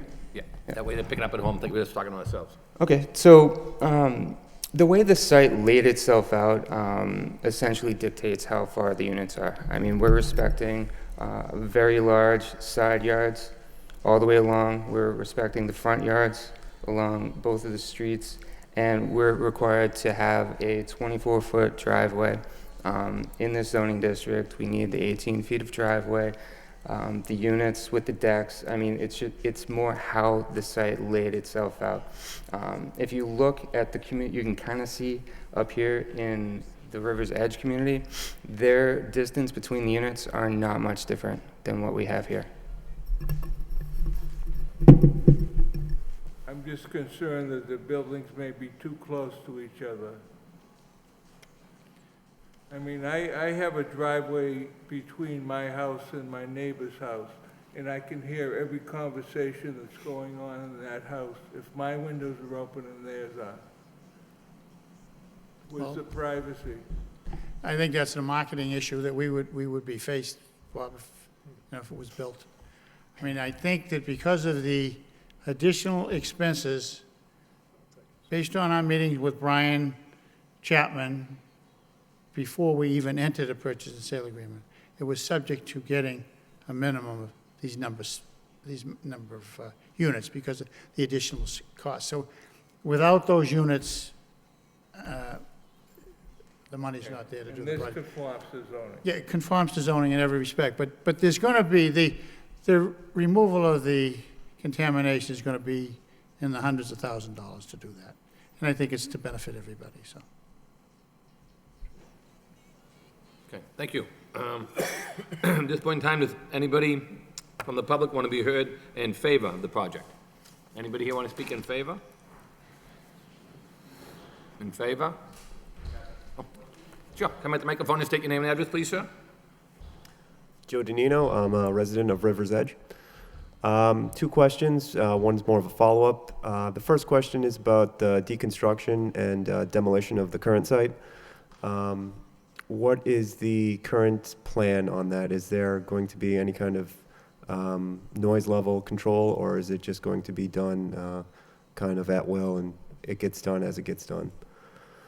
Well, by our city regs, they can only do construction by certain hours, right? Yeah. And that, I know they've adhered to, but I don't know about the noise requirement. Mr. Flake, do you want to address that? I mean, I know the construction, you have to do it during certain hours with a construction permit. You know, I know don't think the hours of operation are detailed by our city operation, by what you can do for construction, I do understand you that. want to answer that, Rob? Let Rob Burge answer, because he, Yeah, you come over here, Bob. Thank you. Just on the microphone so everybody can hear you. Thank you. We're obviously going to follow the guidelines of the city in demolition. We have a pretty extensive demolition to be done there with all the metal and the concrete. Be recycling all the metal, taking that down carefully, and we will be taking the concrete away. You know, it's a part of the project. It needs to be removed. You know, we'll follow any dust requirements that we need to. My excavation contractor, the proposed one, is well aware of what needs to be done. You know, we're going to have the silt fence around the outside of the property, and that's pretty much where we're at with it. There is basement space underneath the parts portion of the building, which is on the left-hand side of the building.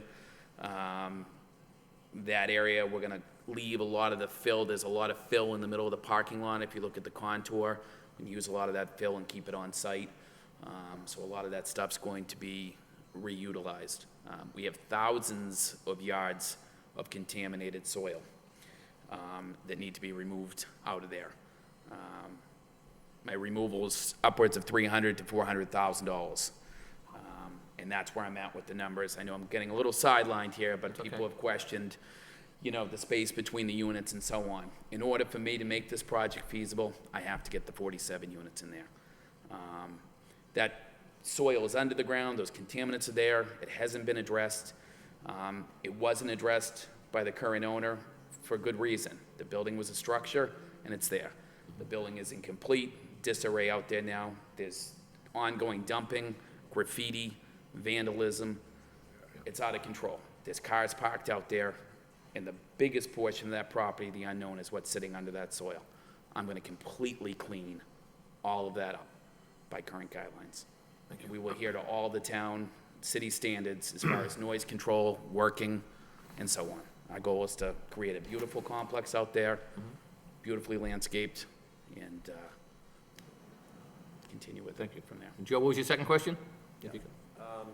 He touched on it just briefly. The other question was you said there was a dust fence, or there will be.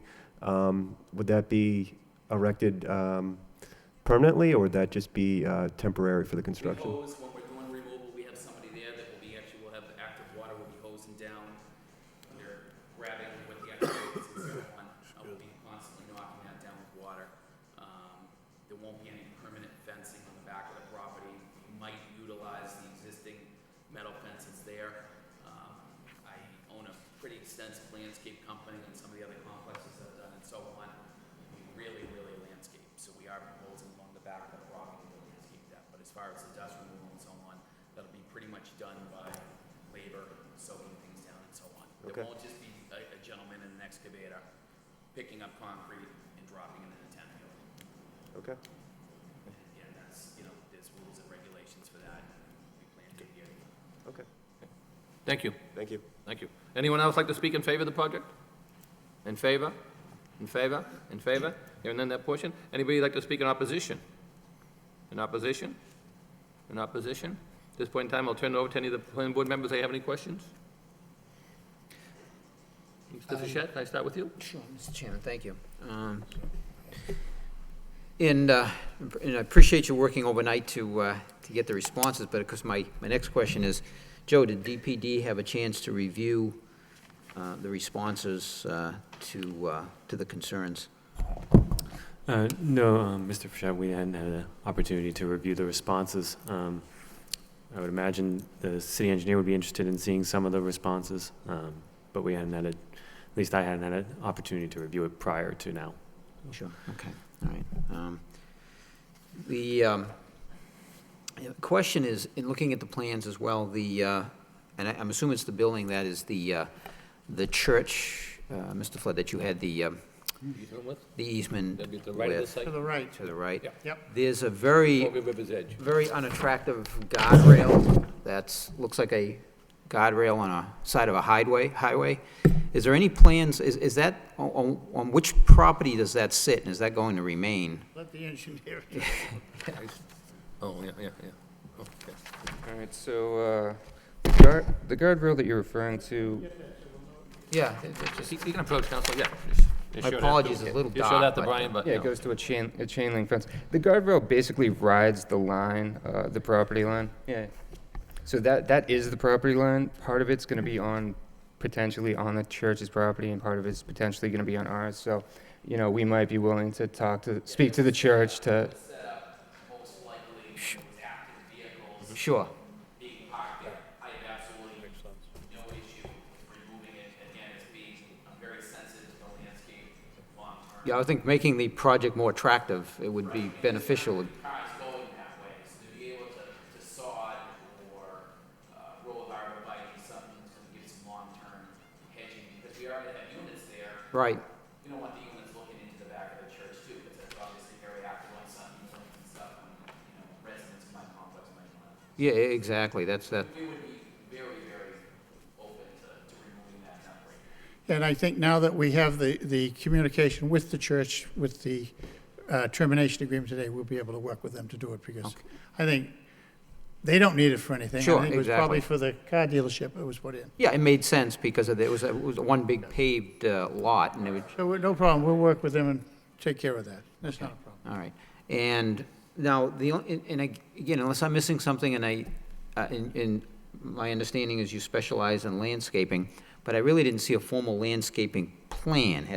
Joe, has DPD looked at any kind of landscaping plan relative to just, I heard you were going to add, plantings on the rear possibly, and we talked on the side, but I don't see any of that on the plan. It's sheet 6, it's Well, landscape and lighting. other than, Landscape and lighting, yeah, I see this here. I see the trees in the front. a bunch of trees, a lot of trees. Well, I see 1, 2, 3, 4, 5, 6, 7, 8, 9, 10 trees in the front, and I don't see very much elsewhere, and I guess that's, I don't see anything along the side where we talked about where the church is. No, I understand, but again, I don't see anything on the, There's not a single tree or a single piece of vegetation on this property. We're going to utilize, I mean, we do a lot of landscaping. oh, no, I can appreciate that, but usually when a plan comes before us, then that's incorporated into the landscape plan. So, I mean, that's, you know, again, I appreciate, this is gonna, the streetscape is going to improve considerably with what you've got proposed here. It's just the site, around the perimeter of the site, and especially you had mentioned too, along the rear, you're looking at putting some plantings, but I would look to just to have you continue to work with DPD on a landscaping plan as it relates to screening on the rear of the site and the side of the site? Yeah. The aesthetics of the project, when I'm going to sell the project, Right, right, they're also going to continue to This is a suburban project.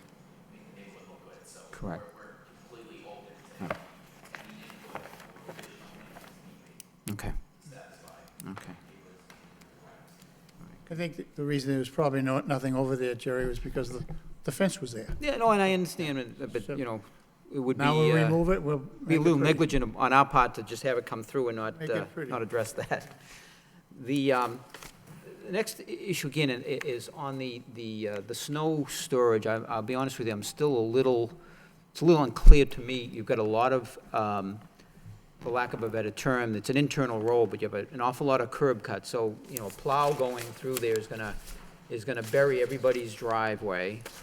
And there's really not a lot of green space to put the snow on top of that. So I'm just looking at, matter of fact, what I thought you were gonna tell me is there's 2 spots where you have parking, 4 parking spots and 3 parking spots. I thought that's where you're gonna shove it off to the green space over there, but, I mean, what is the formal plan? I wasn't very clear when you described that. You made it sound like a plow is just gonna go through the internal roads and plow it, but I think that's gonna be difficult.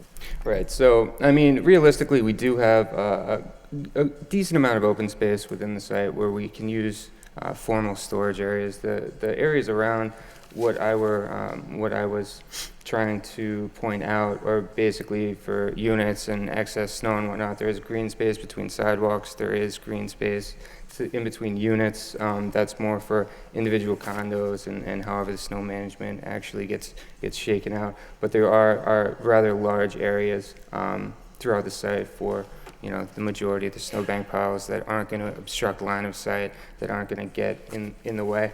I mean, worst comes to worst, you know, we do have these excess parking spaces that are over and above what are required by zoning that we would be able to use and store snow there.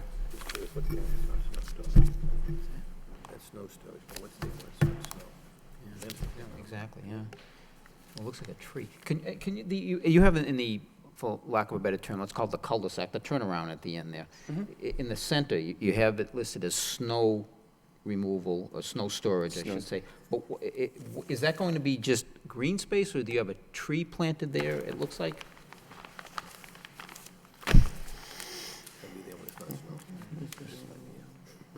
I mean, it looks like, you've got a tree Yeah, it looks like we got a tree planted there? right there. I mean, obviously, snow storage would be sensitive to the landscaping that's proposed. Right. You can't have excessive landscaping or excessive green space where you can store snow, so it's a trade-off. I mean, maybe you don't pile the snow here 20 feet tall and bury the tree. Maybe it's, you know, during the smaller events, you can get some snow in there in the couple of passes it takes.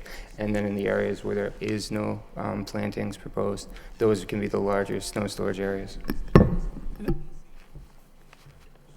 And I think in the narrative, Sherry, I said if there's excessive snow, we'd remove it from site anyway. Move it off-site, yeah. We No, said that. Do you want to address it? You come over to the microphone to pick up, thank you, sir. Thank you. Because we're also in that business, we're in the development business, obviously, and a division of my company is a landscape company, so we do a lot of commercial snow removal and so on.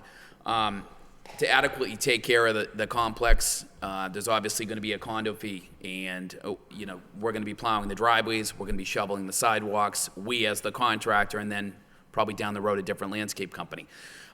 In order to do these complexes, it's done all over the city. I own a lot of apartments in the city. We have to utilize our equipment. There will be bobcats in here. So the fact of a standard plow truck with an 8 or a 10-foot blade going through the complex and putting these high berms that are covering fire hydrants and so on, as being a private complex, that won't be put up with. Obviously, there'll be a board, of directors in here and residents and so on. We'll utilize bobcats to remove the snow from the driveways, shoveling the walkways, and with those machines, the snow can be stacked literally anywhere. I've reviewed it, and I believe in even the toughest of winters here, with snow being moved around, that there won't be any of the extra parking spots that we've supplied will be blocked at any point. I mean, there is a good amount of grassy area you can see on the right-hand side, and it, snow compacts pretty good when you have a small machine. So The that's- intention for you to be the management company, and I know it'll be in builder control for a little while. How Are we you going to be the normally do it- management company when it's completed, or? How I normally do it, and I've done a good amount of complexes and so on, is we obviously will maintain it with the separate corporation going through. We'll maintain it to the final sellout, and we usually lock in at least a year to 2 years afterwards to make sure that the vegetation, the irrigation systems, plantings, snow removal, and upkeep is kept to a certain level. It's all legal. We get 3 bids, we submit a bid and so on. It allows us to stay on site as being the developer, knowing the roads, knowing the, infiltration systems and so on, and it makes for a good transition, especially where you have 47 new families moving in, hopefully within a 2 to 3 year basis. Thank you. Thank you, Mr. Chairman. Thank you, Mr. Fischett. Any of the board members have any questions? I have one. Mr. Malovich? I don't see any hydrants within the site.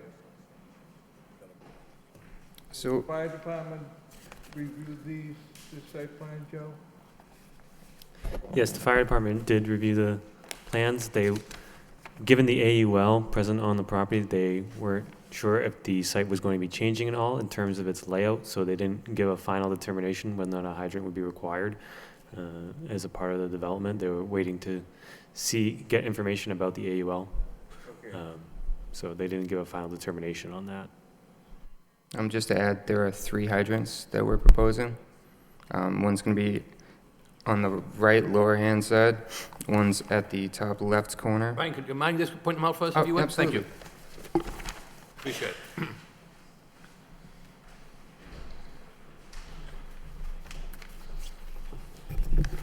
So we have a total of 3 hydrants proposed. One's going to be proposed down here near the roadway. One's going to be proposed up here to cover this area, and the third one is proposed down near the cul-de-sac, just to get good coverage throughout the entire property. Okay, thank you.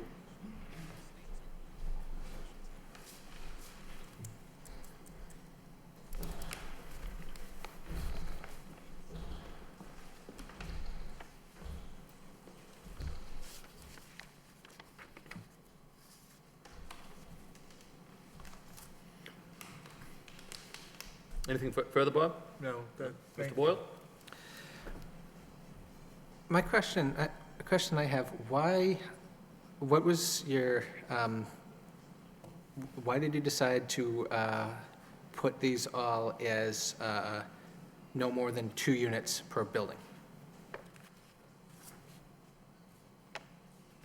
We could have put them in rows, based on this. We knew we could supposedly, hopefully get 47 units in here. The reasoning for all the N units was light, windows, ventilation. I know it's been brought up a couple concerns of the distance between the buildings. I mean, we technically could have gone right around there and put, 6, 8 units in a row, where people would basically just have the windows in the front of their unit, the windows in the back. They wouldn't have any natural light in the sides. It's been done in Lowell, it's been done in other complexes. I wanted every unit to be an N unit to maximize the windows. And that was the reasoning behind that. And to try to stay in character with the neighborhood where River's Edge is mainly duplexes also, to put a wall of buildings along the back of the property line where they have very nicely even placed duplexes, didn't feel wouldn't help the neighborhood, wouldn't help marketing. So we tried to mirror our complex very similar to River's Edge.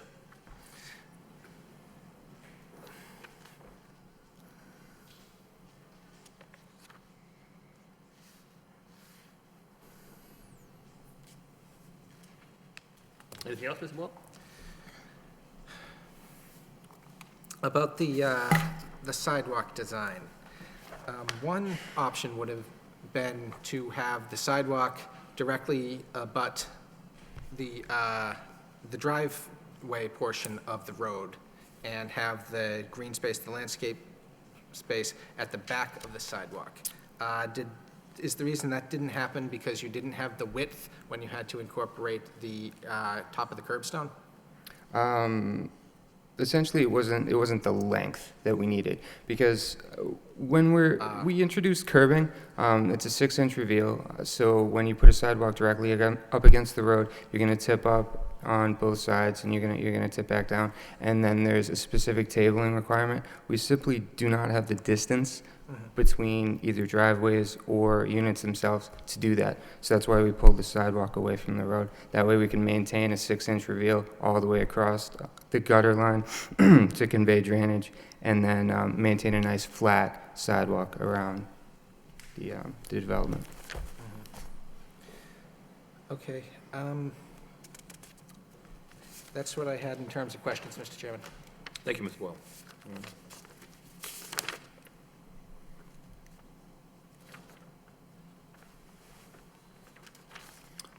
I like the idea, how, as you indicated, instead of just stacking them, make it look like River's Edge, because we've been working with River's Edge for a long time now, as you probably well know.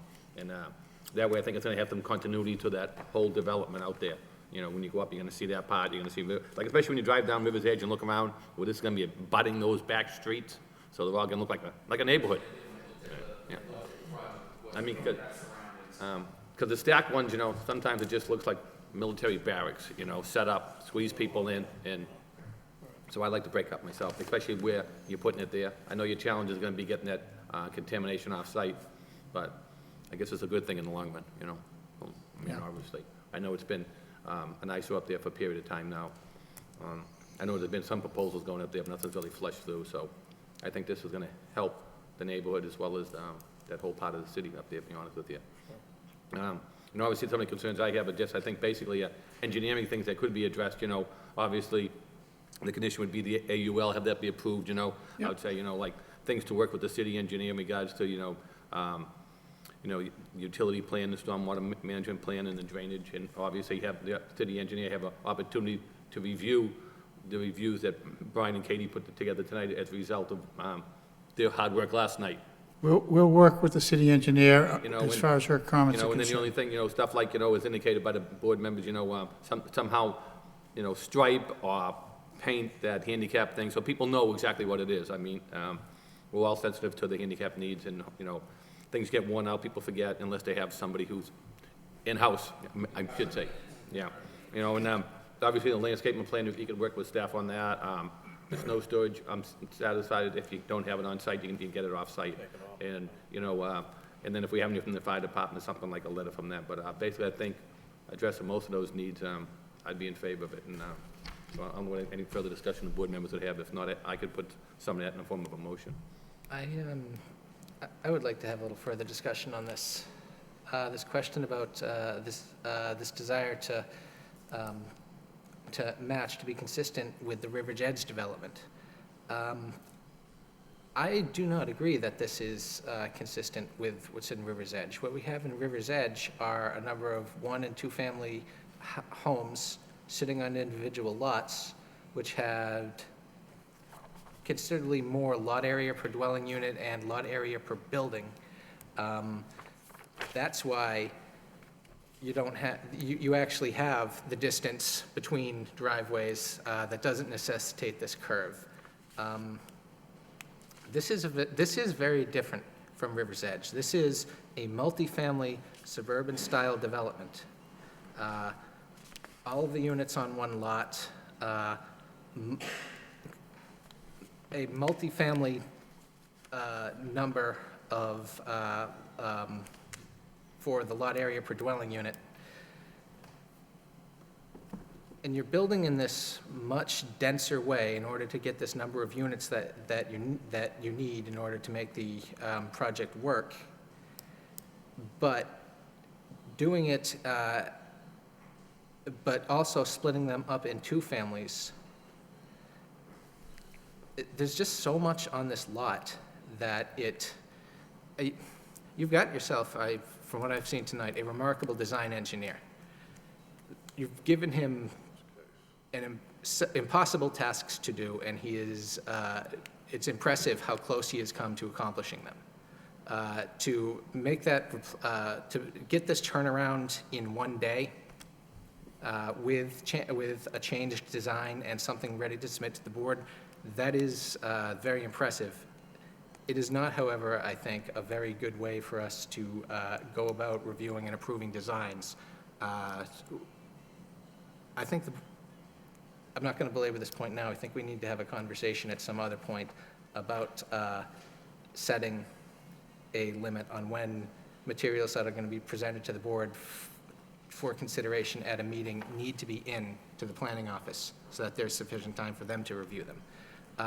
But in the same sense that it's impressive how much he was able to accomplish with such an impossible time constraint, it's impressive what he's been able to accomplish with such impossible dimensional constraints to try to get this many units onto this site, coming up with this, deliberately making the distance walked along the sidewalk longer in order to meet the ADA conditions and to very nearly manage not to violate the ADA.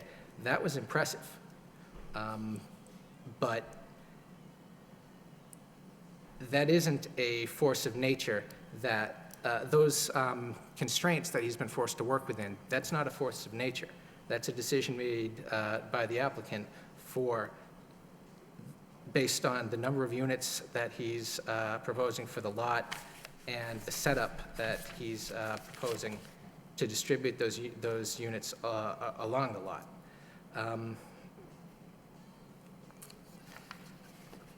I am not buying the sidewalk design. I do not believe it provides adequate access.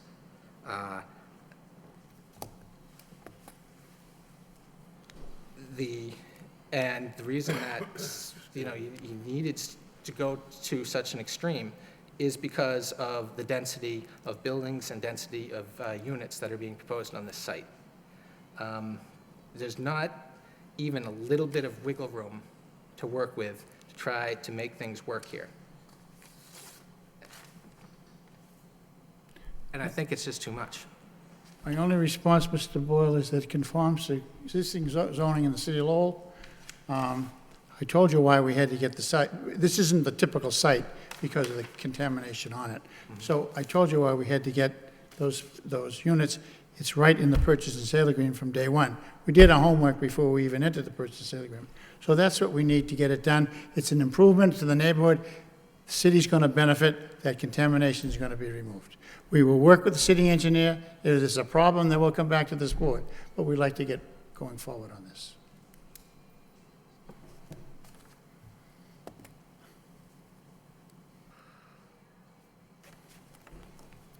I think there's many forces pushing against each other here. The need to fit this in, the need to fit that in, the need to accomplish this setback and this distance, the financial considerations, and it's just too much pressure. Something's got to give, and what I see giving is quality design.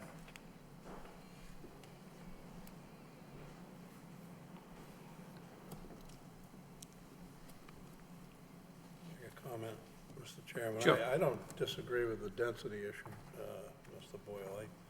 That could be loosened up a little bit and created more green space, but I do think that in this particular case, we have a very hazardous situation up there that's approaching a public safety issue, and it's a terrible eyesore.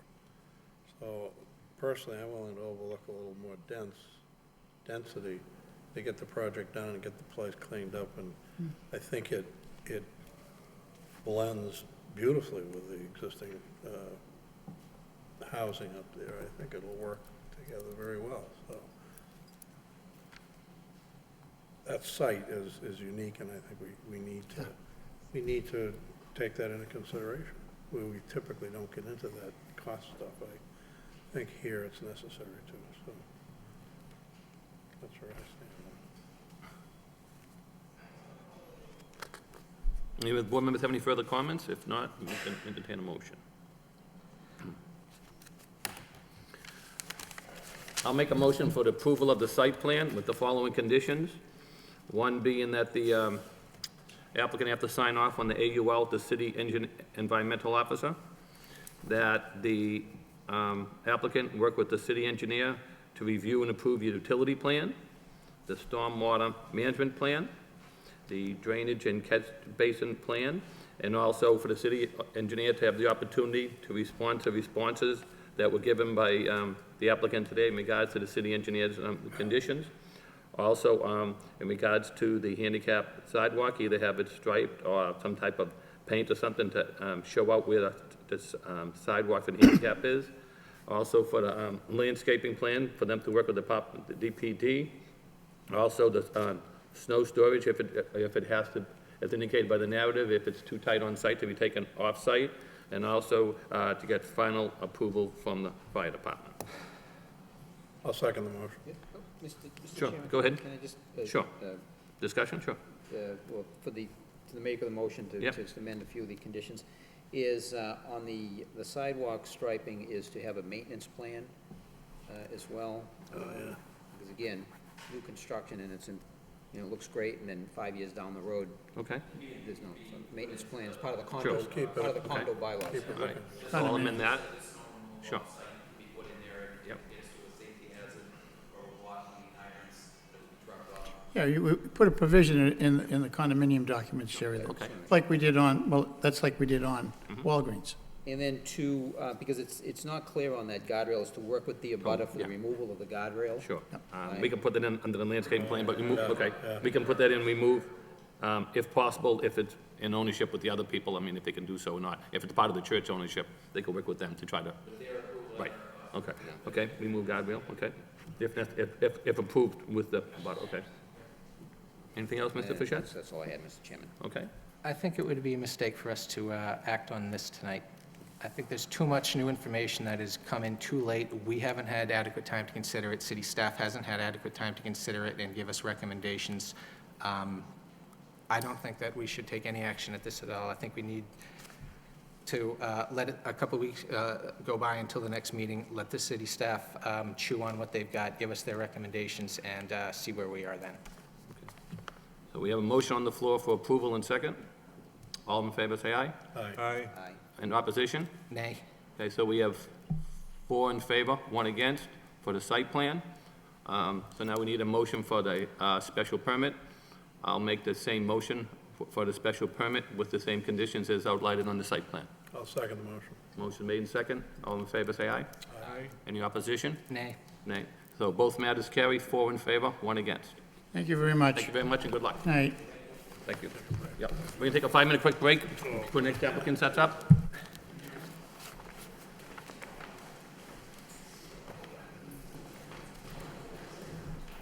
Jerry, you're right about those big outdoor planters. Those can be a really nice landscaping decision on environments like that, like at Canal Place.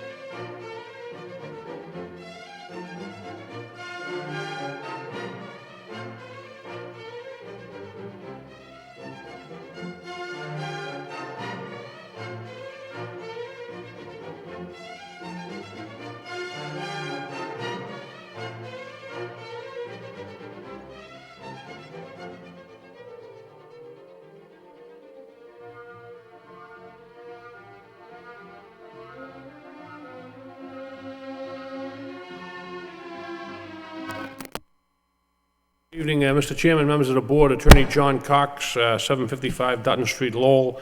I represent Kang Lai Ang, trustee of Kang Realty Trust, who owns the property on Wood Street. We have applied for a site plan approval. We have been in touch with DPD, Mr. Janowitz, very kind in helping us through this process. And it's a little something about the proposal. Currently, there is a building which is about 8 years old on Wood Street, and I've got some photographs that maybe better explain exactly what we're looking at. If I could give them to the board. Absolutely.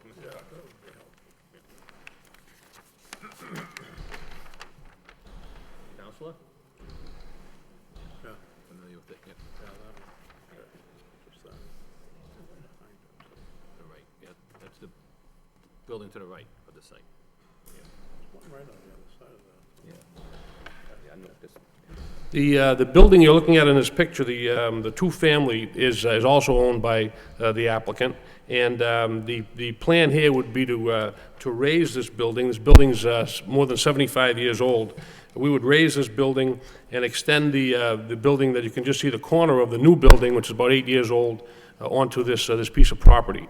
What that would allow us to do is put an addition on the current building, as well as increase the parking from 8 spaces to 23 spaces. We would also knock down the right-of-ways on Wood Street from currently 3 to 1, which I know is something that the city is interested in, and is part of the overall plan here to try to reduce driveways. It's a plan that we think fits with the neighborhood. It's a plan that will increase the tax revenue to the city, because what we'll be doing is getting rid of an old two-family home and putting an addition onto a brand-new building. We have received comments from the city engineer as well as the DPD, and I'm prepared to go over them one by one whenever the board wishes. So if you want me to go ahead and go through those comments, I think we've addressed all of them. And Ron Close, the engineer, is here with us this evening. So why don't we start with the 20-some-odd comments from the city engineer. I believe there were... That's one that's dated 8/26 from Leo. Correct, Lisa yeah, DeMeo. Okay, there are thank you. 2 pages of comments. I think there's 29 in all. And if you'd like, I could go through them one by one. And the first one that needs to apply for all city construction permits, obviously. The engineering office must be contacted for all site inspections as built, so to be electronic submitted. Those first 3 clearly are just, I think, housekeeping procedural things. Wood Street being paved in July of 2014. Clearly, there's a new sidewalk was put in front of this building, and as part of this proposal, we will install new sidewalks to the city code in front of the new building. So that's something that we will clearly do. Obviously, driveway permit required and trench permit required. The retaining wall, this next point, which is point number 7, or the 7th bullet, pertaining to retaining wall sketches for geosynthetic reinforcements. Ron Close, the engineer, has put together a notation for the plan. Unfortunately, we were not able to get them on the plan and get the new plans done before this evening, but I'd like to give you each a copy of the new plan pertaining to the subject that the engineer talked about in bullet number 7, if I may. Yes, Counsel. Excuse me. Thank you, sir.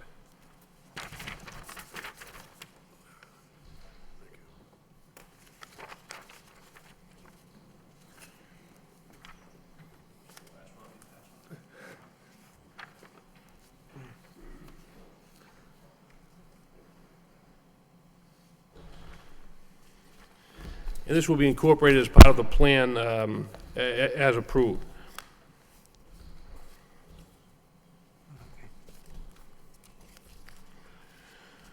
The next a bullet, existing retaining wall to be buried, the quote, existing retaining wall to be buried is on the plans. We will change the plans to say that the retaining wall will be removed. So the notation on the plan will be changed from to be buried to will be removed. Offset for paving behind the building on top of the retaining wall. The current plan does show for 5 feet of offset there, and there is some vegetation there. We do believe that we'd be able to put some sort of vegetation on that space, and I think we've talked about it with the city. Clearly, we think that there will be a sufficient space there on the plan. You can see a 5-foot offset there on the where the engineer is talking about there in the back of the behind the building.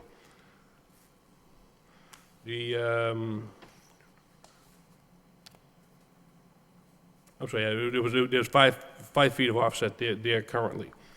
The next one pertaining to the loam and seed shown on the top of the wall. That's the one that there is 3 to 3.5 feet of grass, and the plans do show for some vegetation. I'm sorry, I got 9 and 10 mixed up. But we think we've addressed that. Obviously, there are some notes on the plan.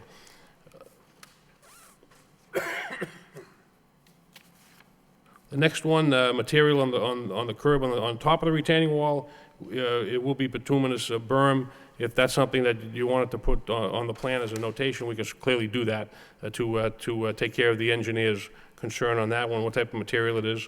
The elevation on the top of the wall, 102.5 or 102.75, there is some confusion there. Ronnie has, and we'll redo the plans. The new elevation there will be 102.75, so it will be consistent.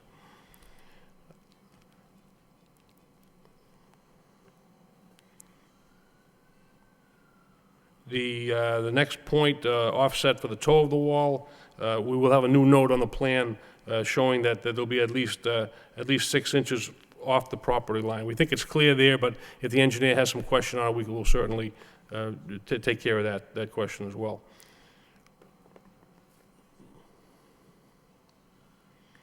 The stormwater calcs, Ron, and Ron's here if you want to ask any specific questions, but we see where she's coming from in that one, and we will adjust the calcs to the correct dimensions. Trench drain, not existing. A trench drain is shown on the plan at the new driveway. So that is shown on the plan, and hopefully that would take care of that question. As far as bounds needed to be installed or reset, there are 4 iron pipes existing on the site, and if the board so wished, we could certainly put in 2 more iron pipes showing the boundaries of the extended lot, if you will. We talked about sidewalks earlier. We will install new sidewalks.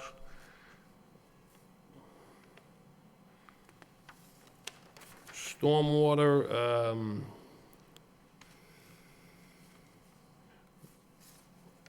the new trench drain, or the proposed trench drain, will pick up whatever we would need as far as the stormwater there, we feel.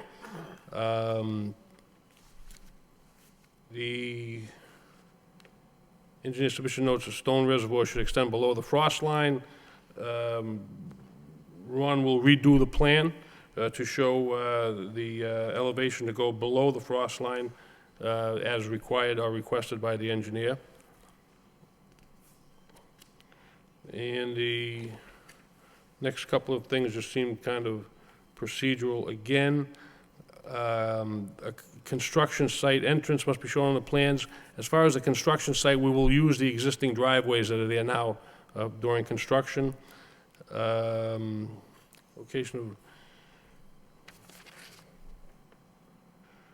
We believe that Ron has shown the water table. It's next location of dewatering and discharge to be shown on plans.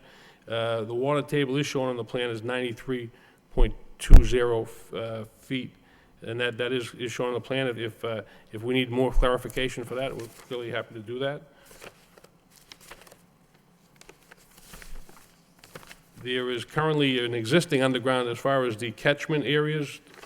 There is an existing underground system which we feel has been sufficient and will be sufficient for this new construction. 500-year floodplain, well, we know that. And as far as the snow and ice, snow will not be stored on the property. Snow will be removed. So we can make a note on the plan, or it could certainly be a condition. And obviously, this disposal into the right-of-way is prohibited. Obviously, we know that. Shall I go on to DPD's questions as well? I know it's kind of been a long laundry list here, but Sure. That's a little shorter list. that's from Joe, dated August 12th. Only 5 of those. Location of the door for the buildings, where the handicap spaces. The front door is proposed to be at the corner of the new addition, adjacent to where the handicap spaces are shown. There are 2 handicap spaces shown, and there's kind of a walkway between them. I know that there was another note later on about the handicap space being large enough for a van accessible. And we can certainly do that. We have enough room with those 2 handicap spaces. We believe we only need 1 handicap space, but we show 2, and we can certainly have enough room to make one of them van accessible. So that would not be a problem. Second point pertains to the sidewalk, which we already talked about. Any signage will have to be approved by the city, obviously. The materials of the materials of the new building, the materials will be the same as the existing building. It will obviously be subject to city approval. And as far as whether the dental business will expand into the new space, we are not sure yet. We hope that they do, and they've been successful there. So. But we cannot tell the board, as we sit here this evening, that they will be. We certainly hope that they will be. So like I said, I know that's been a long laundry list, but I think that we have certainly tried to address each and every concern raised by both the city engineer and DPD. Did you get the notice from the traffic engineer by any chance, Mr. Cox? I'm sorry? Did you get the one from the traffic engineer? One comment on that, about, from Eric Eby. Did you get that one? Is that the one pertaining to the handicap space? Let's see. It says, space number 23 at the end of Yes. the parking row has the dumpster behind it and vegetation next to it. It'd be very difficult to back out of the space. Then it goes on to say, yeah, one of the HP spaces must be van accessible. So I'm just curious if Bonnie could address, how parking, space number 3 at the end of, will have a Right. problem with the dumpster. Yeah, and I believe the dumpster is some 20 some odd feet. 22 feet behind space number 20. That could be set back even further. Yeah. There's room to go put it back? There's a whole back of the building there. All right. Yeah, I know the comment he had a problem with that one parking space, Right, you know, right, yep. because of the dumpster being there. That's a good solution, just push it back.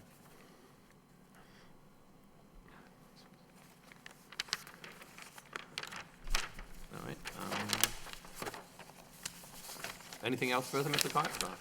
Nope, I don't believe so at this point. Happy to answer any questions you may have, obviously. All right, at this point in time, does anybody here want to speak in favor of the project? Anybody in favor? In favor? In favor? Okay. Anybody here in opposition? Anybody against? I just have a couple of Sure, just come to the microphone, please, state your name and address if you would.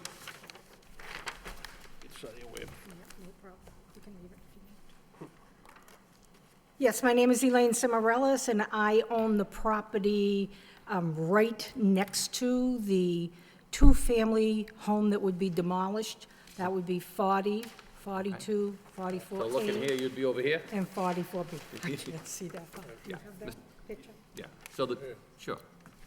Yeah, Mr. that Cox, you want to give this picture? Yeah. So that two-family here, you're the house to the right. Right here, Sure. Yes, the blue one. Okay, Very good. thank you. Yep. Okay. Correct. So they have a retaining wall now next to the dental office. That would be removed. They would demolish the next house. And I'm understanding to put a retaining wall next to my property, correct? Okay. And I would like to see some kind of, maybe, if this goes through, fencing on top of the wall. Some nice, because that's going to be very close to my property, and I have 4 tenants in there that I don't want to be able to, have them, it'll be harder to rent, I'm sure, if they have to look over and see rows and rows of cars. My other concern is water. We get water in our basement continually, so I'm not sure if the dental office sits higher, so I'm not sure they're going to level it all. I'm a little concerned about the water, because I believe this two-family here, the gray one, gets their share of water as well. I know we're always floating when the water comes. I just don't want more water. If it's all hot top there, then it probably will seep into mine, because mine's hot topped as well, so there'll be no seepage. The other concern I have is the dumpster. Where is the dumpster set to be right this moment? I would not like to have it, of course, in my corner next to my property, as they do smell horrifically. And when my tenants go down there to park their car, I would like to see maybe the dumpster be considered on the dental. So let's just say to the left of the project versus the right of the project, so we don't have to see it or deal with it or smell it.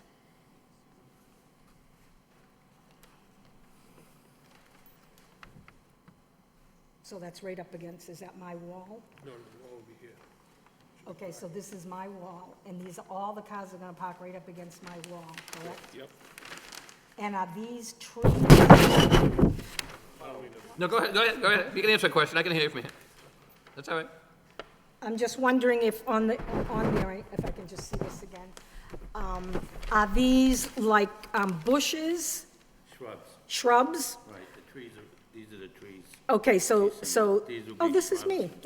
That's me. So this is my property right here. Right. So, and this is the home, so there's not a lot of space between there. It's gonna almost become an alleyway on my property, right? So if they were to put a fence up maybe on this wall, it would make it so we don't have to kind of view the cars and stuff. Right, well, I can certainly discuss that Yeah, with the, and that's what I'm client, saying, these are but questions, it's- not It is fenced along the back, and I think the intent was, some kind of something there. Preferably not, chain link to see through. I would like something maybe with, again, discuss with the city and the client. okay. Yeah, okay. And again, if the proposal goes through, I would also like to know, is there going to be any access out the back at all? None at all. Because as you all know, that traffic on Wood Street is horrific. My tenants really have a hard time getting out, so does everybody else, the dental people as well. Zoning prohibited, even on the next project up, Yeah, with Mr. the bridge and everything, it's just, and going from, 8 to 23 is going to mean a lot more parking, which they need, and that's wonderful. It's just going to make a lot more onto the little Wood Street that it is versus, well, there's nothing, they can't go out back because it's First of all, owned by homes, right, correct? They don't own anything. Correct. And also, the board on the abutting project for Mr. Carapaz is prohibited going on to Well, Columbia Street. they'd have to buy up some of this to cut through there. You can't cut Well, through, it was right? Prohibited anyways Really? by the board. Okay, so I guess. That was here before. We had a project on this that came before us, I would say, at least 6 times. This has? No. Oh, Yeah, the project up further towards Wood Street. Yep. And with the backyards here, and the applicant came in and worked with the neighbors on Columbia Street, and kept continuing the hearing to satisfy everybody on Columbia Street, so they came in at least 6 times, till everybody's in agreement. Okay, so. I say at least 6 times. Yep, so this would be nice with, and these little shrubs will be on a small grassy area behind the cars, in front of the cars, so to speak, correct? Right. Oh, there's a little bug, that's, The board was just presented with this. Here's the wall, and this is a grass there. This is where the pavement starts. It says bituminous berm. There's a small Okay, yeah. 2.5 to 3 foot. so there's a little space they're leaving, hopefully to absorb water. And this wall is batted back. Because As it I'm, goes up, it moves away. I'm all hot-topped and have a little grass in the back. They're all hot, well, will be all hot-topped, so that water is gonna be like, I think, no place to go. So is that all being worked out Right, and there's a Drain. trench drain here. I'm just showing her the, that's in front of the property, correct? that's the entrance. There's a trench drain there. This is a pervious material. It drains down into that and gets into the ground Okay. anyways. This had like less than a 5-minute perk test. So porous, but The mine, water table is. mine isn't, I don't think. Mine's the old, floating in the puddles. And is there enough, he has 2, one here and one here. Doesn't he have 2? He had 2 entrances. Oh, they're gonna close one? After discussion with the city, it's gonna turn into a 1 entrance.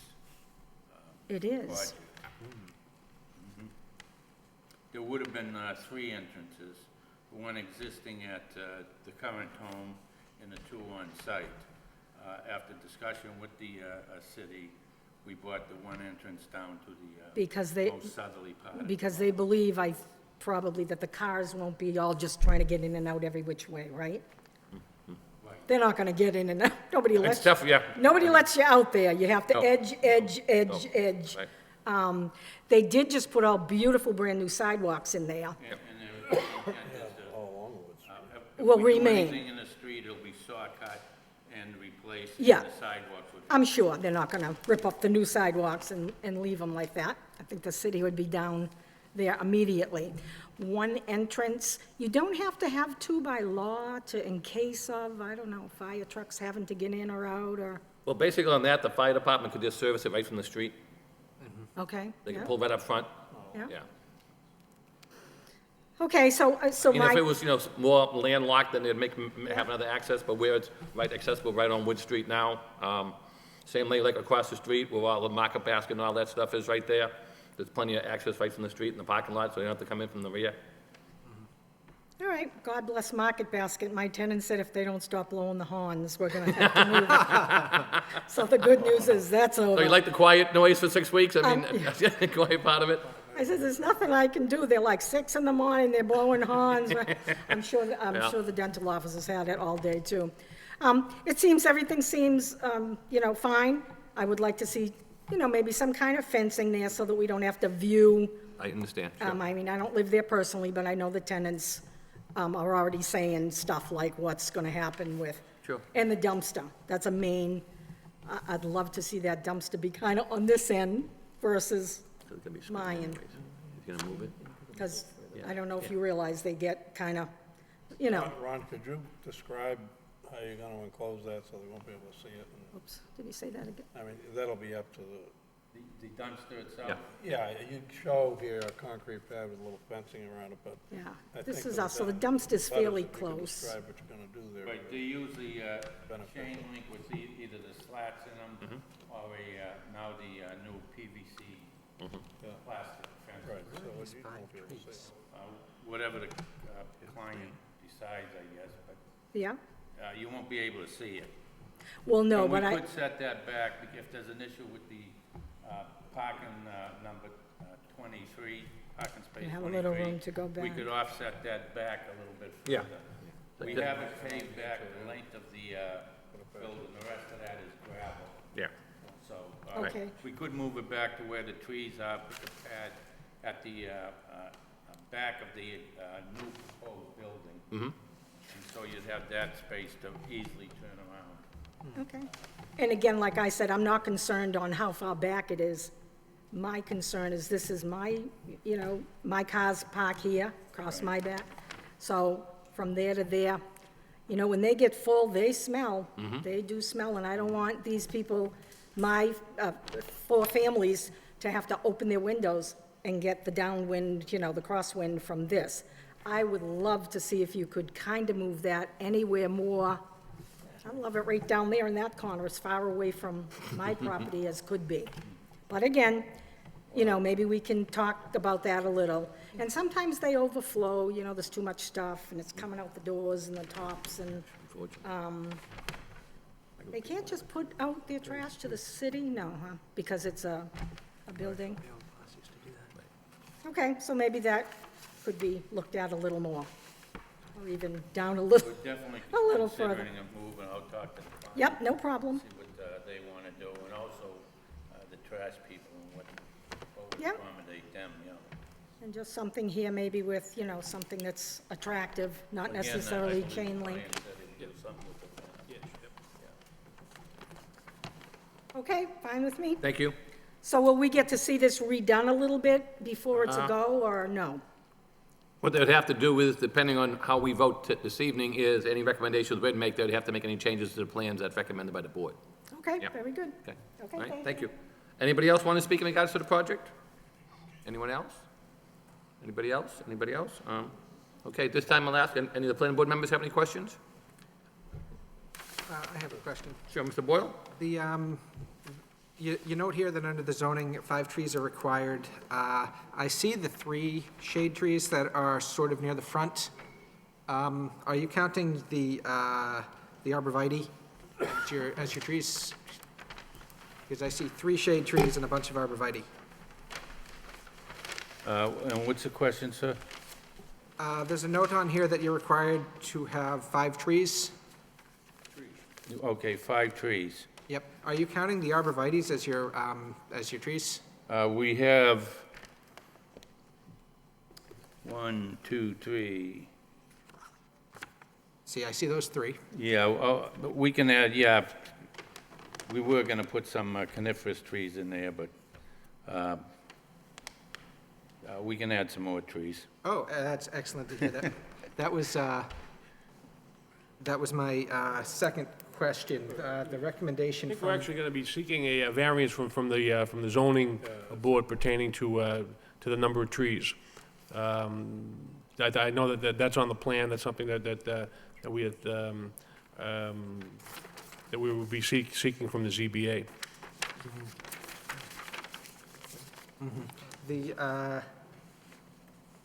On the comments from the DPD, their item number 2, board may wish to consider requiring the applicant to install a new sidewalk and street trees along the frontage, as was done at 12 Wood Street. Would that be something you would consider doing? I'm sorry, I didn't hear that question, Mr. Boyle. Their DPD recommendation number 2 is, the board may wish to consider requiring the applicant to install a new sidewalk and street trees along their frontage.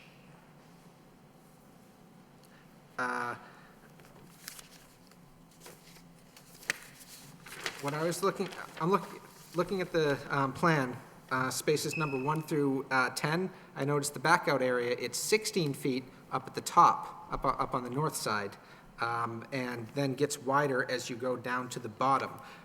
You also have, it looks like at the back of the sidewalk am I reading this correctly? There is a small vegetated buffer in between your parking lot and the city sidewalk? Is that what I'm seeing here? Yes, there is a buffer, Okay. approximately 3 to 4 feet. Approximately 3 to 4 feet. What I was noticing is your backup area between the parking spaces is 16 feet wide at the top and then gets wider and wider and wider as you go south. So as you come south, it seems to me it might be possible to widen that buffer and widen it sufficiently to where you could put in your couple of trees. Again, I think that's going to consist of the, one of the variants we're going to be requesting from the ZBA pertaining to that back, if you see the note number 2 on the top of the I plan. do see that. Yeah.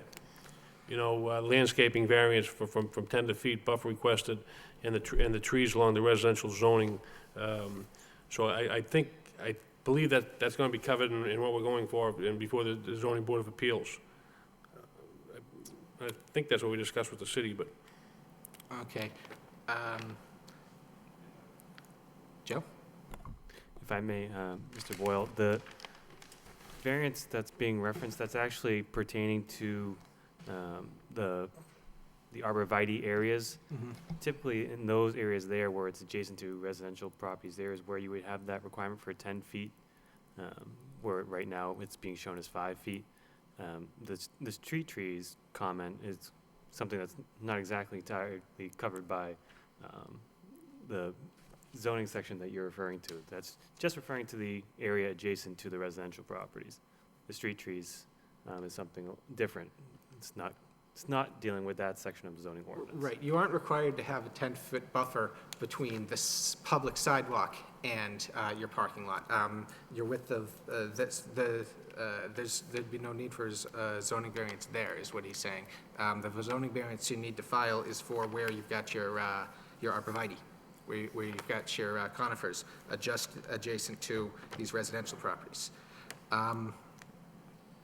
We can certainly, I mean, we would certainly deal with the city as far as, what they're looking for that type of vegetation. Clearly that's not, I don't think that's a major issue on our part, Okay, I'm sure the board can guess my feelings on this matter. I don't think that we should back off on the street trees. I think we should require those 2 more trees, and I think it, along the back of the sidewalk, and given the way that backup area gets wider and wider as you go south, I think that it would be relatively easy for the applicant to get those two more trees in there. If I could, Mr. Boyle, just to make your point, and forgive my pictures, I did take a picture of where the Indian basket is, the development on the corner. If you can see, I tried to circle, I think this is what the DPD was just, for the streetscape, so when you're looking down Wood Street, just to add some trees right in this area, right here. So, and again, to Joe's comments, the variance is relative to this area here. We're just saying, from a streetscapes perspective, trying to show some consistency. This is what we required at that project, and so just to follow that down the street, adding 2 more trees really would meet that. Anywhere like in here, right, Joe? Right, and Yep. if, instead of this line coming straight, where you have a little bit of extra width here, maybe you bump this out a little bit here, and there's your planting area. And that's just to increase the survivability rate of the trees. Yep. No, and I figured that would, yeah. Down Wood Street here. That won't be, I'm sure that will not be a problem. Okay. The other comment I have is, I think that the engineer's proposal here to push that dumpster further north behind the building, I think that's very good too. There's all sorts of reasons that's a good idea. Makes your dumpster less visible from the street. And the other thing, this concern about space number 23, and I'd say 22 as well. If you look at spaces 11 through 21, if somebody's pulled in forward into those, they can pull back and then turn back up towards the back of the property and then pull straight out. Those 23 and 22 as well, they don't really have the opportunity to do that. But if you push that dumpster further behind the building, they're going to have a lot more space to just pull straight back, and that'll make it a lot easier for them. I thought that was a very good idea. And finally, I see the notes for the tree species for the conifers. What are you proposing for those shade trees? We'd talk to the city. Okay, whatever the city, yeah. That's what we did on the abutting project. Yep. Before they planted in, the contract at the time went down and saw the city. They agreed on it. Okay. Excellent. Thank you, Mr. Chairman. That's what I had. Thank you, Mr. Boyle. Bob, anything? The only comments I'll reiterate, in fact, I had drawn it on my plan to widen the landscape strip along the street down toward the entrance, so you could put a couple of more trees in there. And, you know, the concrete, the dumpster, that's not rocket science, and I think the project is good, as long as the building matches, the addition matches the existing building. I have no problem with this at all. Thank you. Mr. Fischett? Thank you, Mr. Chairman. As well, I think we've solved the issue of the street trees, so I think that'll work. And to Mrs. Cimarellis's concern, my back of the napkin math here, just looking at the dumpster, based on where the existing location is, it's just about 50 feet from your property line, and even as shown here, it's about 40 feet from the property line. We push it back, which the applicant is proposing, it's probably going to be back even a little bit further from your property line than what it sits right now. So I think that's, I think that's a win situation all the way around. Petitioner indicated they'd be willing to work with putting a fence above the retaining wall, plus with the plantings, I think that'll look attractive. I think it's in a regional retail area. This is what we're trying to see that area develop, as noted in the master plan, as noted in, by the application. And again, Mr. Close, I forgot, I was just saying, Mr. Chairman, you were the engineer on that project at the, so you have still nightmares about that, I would imagine. But there was a lot of work that went into that to come up with the look that we have for the streetscape, and that's why we want to keep that consistency going down Wood Street with the trees. And obviously, the concern was to buffer Columbia Street as much as possible, and this is I think we're achieving that with this development as well, so I'm fine with what the proposal here.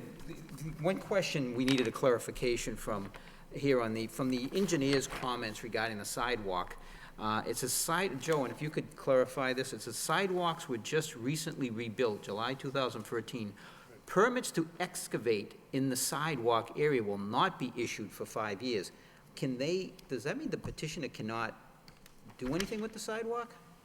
Generally speaking, the engineering office won't issue a street opening permit once the street has been repaved for 5 years.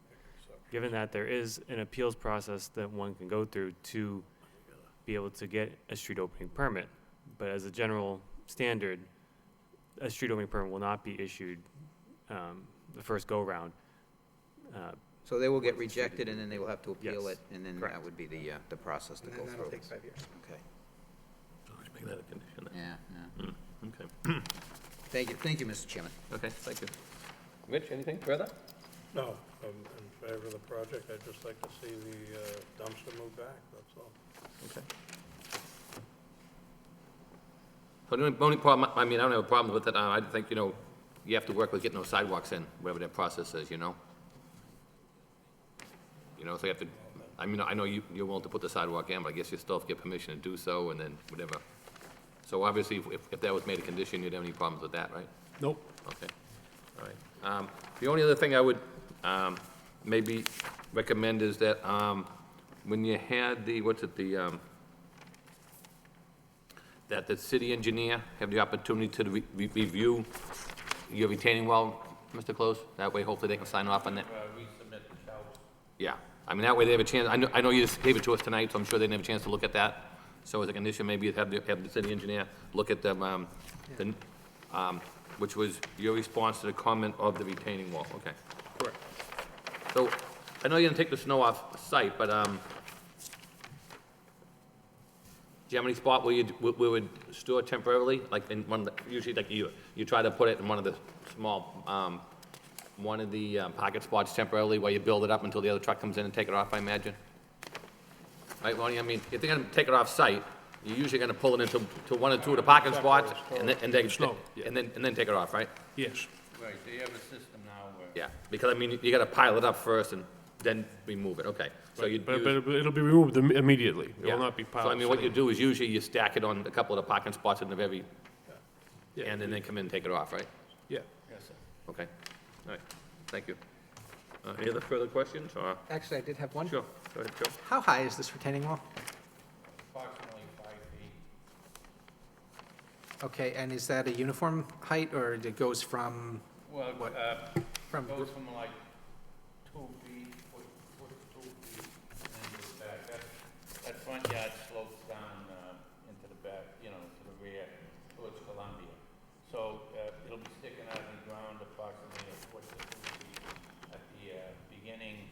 then maybe 4 to 5 feet at the rear. Okay, oh, okay.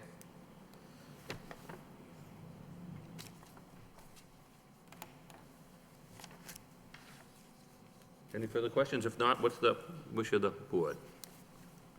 99 foot. I'll take that back, I'm sorry.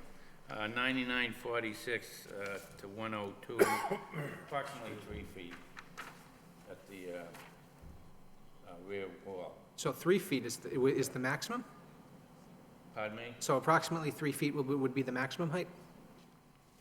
Yeah, 9946 is the low part. 102, we just confirmed 75. Okay. So that's approximately 3.2 feet. Okay.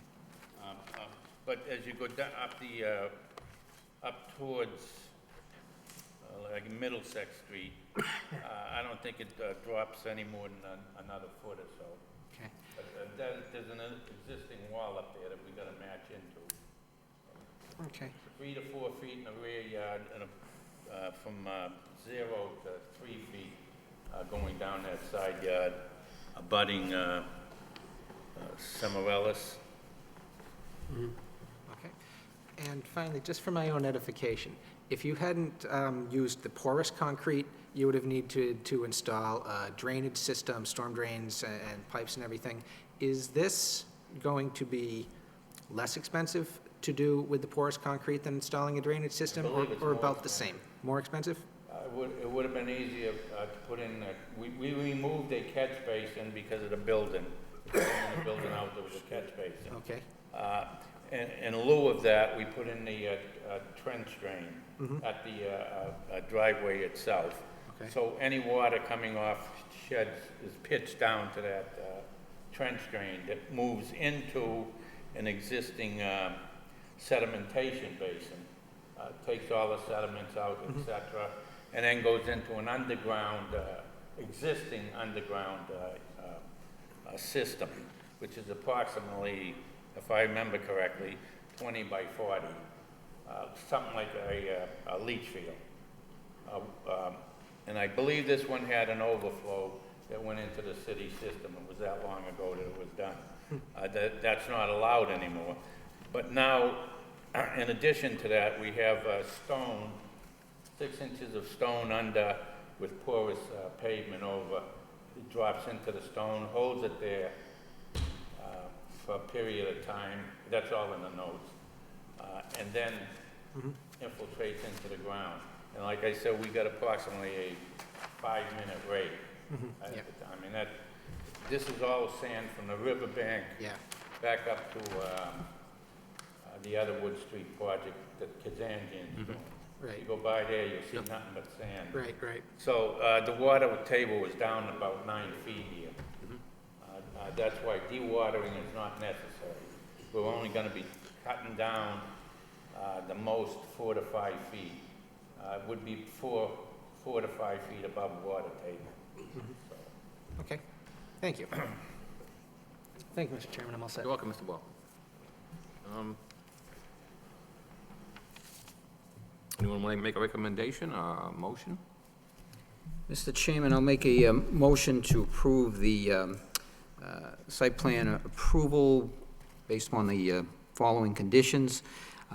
The applicant to obtain a sidewalk permit, the applicant to install fencing above the retaining wall, the subject to final review and approval by the city engineer for the items addressed and the memo of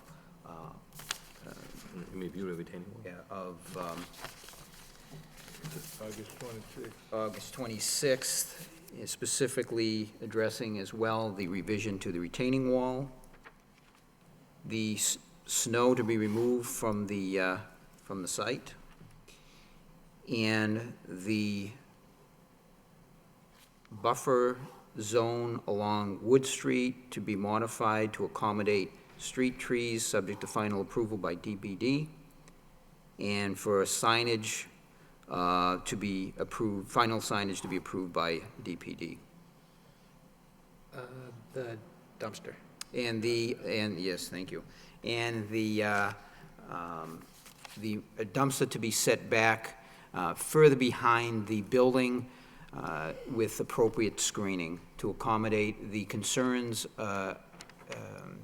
expressed by the city engineer relative to parking spot 23, and to provide appropriate screening from the abutters. I'll second that. Okay. We got a motions made and second. All in favor, say aye. Aye? Aye. Any opposition? Hearing none, the chair votes yes. The site plan is approved. 5 in favor, none against. Gentlemen, thank you very much. Have a good evening. Thank you. Need your pictures back, Mr. Cox? Thank you. Thank you, Counselor.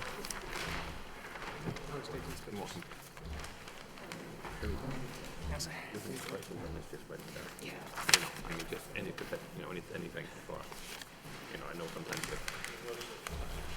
is it? I know, it just, I want to say it was over 2 years. Yeah. It was 2 years. I forgot he was the engineer. But I mean, that thing lasted over I'd say two and a half years. Yeah. Okay. Couldn't be any more consistent, though, I'd say. Okay, moving along, our next public hearing is for site plan at 1085 Barnum Ave. The Lowell Planning Board will hold a public hearing to all interested persons relative to the application by Duville Leadership Solutions seeking site plan review approval for a proposed project located at the above address. The applicant has proposed an approximate 13,321 square foot building to be used as daytime elderly care service with associated drop-off areas, parking, utilities, and a patio area of 327 square feet of land as part of the Duville Senior Care Facility. The proposed project is located in the suburban single-family zoning district and requires site plan review from the planning board under section 11.4 of the Lowell zoning ordinance. May we hear from the applicant, please? Mr. Chairman, just before we hear a hearing on this, I will be abstaining from this issue. Okay, thank you, Mr. Bichette. Good evening, everyone. Good evening. I'm Naomi Prendergast. I'm the president and CEO of Duville Life and Wellness Community, which I'm sure you all know is a Catholic healthcare organization, nonprofit, very mission-based, and was sponsored by the Sisters of Charity of Ottawa. I know we've had conversations before, so I thank you very much for inviting us back. We're here tonight to speak about a project that we're very excited about. It would be on our campus, as was just described, to the rear of our campus, a single-story, approximately 13,000 square foot building that would be built for a tenant on our campus. The tenant is also a nonprofit healthcare organization, Fallon Health. And Fallon is going to be expanding its senior care services in the Lowell area. They are eager to share more information once federal and state approvals are in place. But this site would be on our campus, and they would be our tenant in a long-term relationship.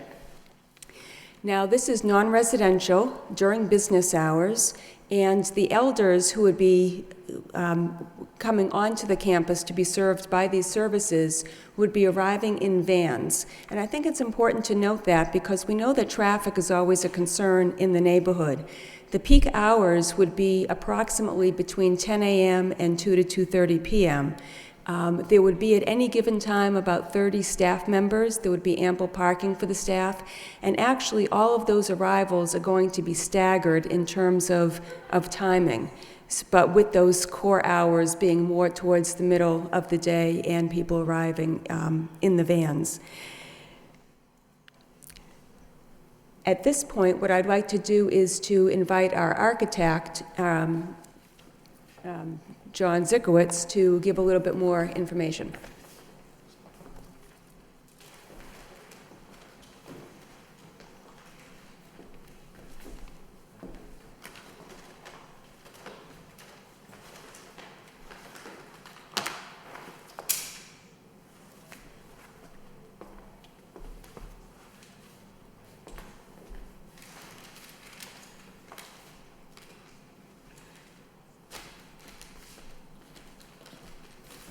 Thank you. My name is John Zikwitz. I'm an architect with the Giorgio Associates located in Boston, Mass. As Naomi mentioned, the floor plan is approximately 13,000 square feet, rectangular in shape, single-story building. On center entrance, along the front right and the front right edge are primarily staff support areas, office spaces, conference rooms, things like that. Then to the immediate right of the center, you have a section of exam rooms. Thank you. Section of exam rooms. Along the top, some support spaces, library, hair salon, things like that. And then the primary spaces, dining and activity across the top and the bottom with rehab wellness space in the center. So your primary support areas, primary activity areas are on the left side, staff support on the right. Center entrance, a terrace in the back, and then another small terrace here on the side of the building.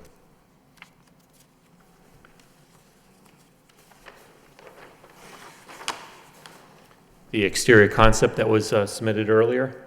Again, one-story building, sloped roof to fit in with the aesthetic of the campus that's already there at Duville. Materials will be matching up with the supportive care building that's currently under construction and will relate to the other buildings on campus. The center entrance, sloped roof and a skylight in the middle over the center area. That's kind of an element that Fallon likes to have in all their buildings. They like to bring a lot of natural light into the center of their building. Then the last submission here is just the exterior rendering of the building showing the materials, the horizontal banding at the top and the bottom, the sloped roof, center entrance, and the skylight. Any questions on the architecture? Or do we wait till the end? No. Anybody have questions for John? No? Okay. Thank you very much. Thank you.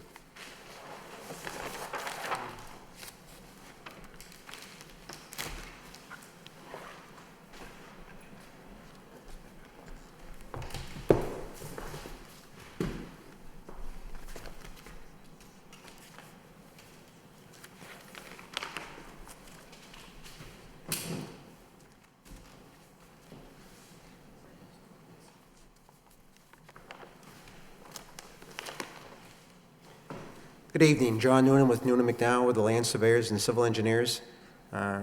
Earlier this year, we were before you for a site plan approval to construct the assisted living complex. So just as a quick recap as to where we are on the property, Duville Senior Care is located in these buildings here.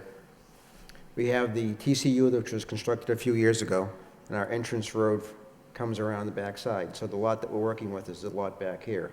And this is the parcel we had previously approved the assisted living.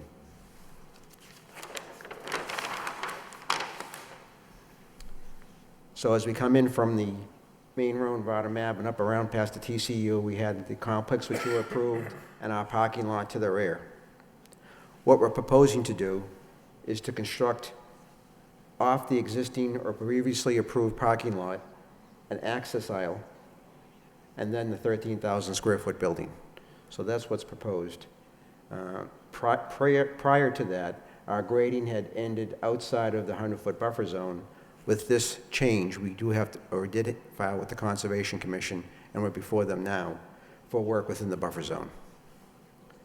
The proposed parking for this will come in off our road, go to the right, come to the drive-up area, and then exit out in the same fashion. So that will be the entrance operation for the traffic.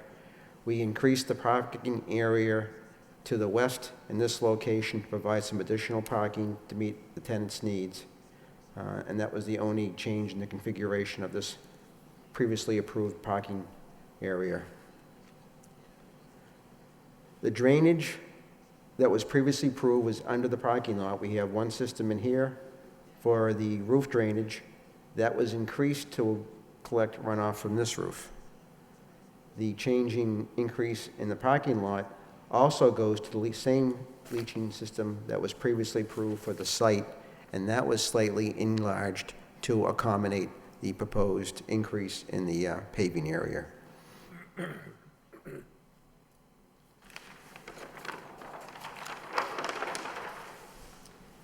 This plan outlines the roof area and the site area for leaching for both leaching areas.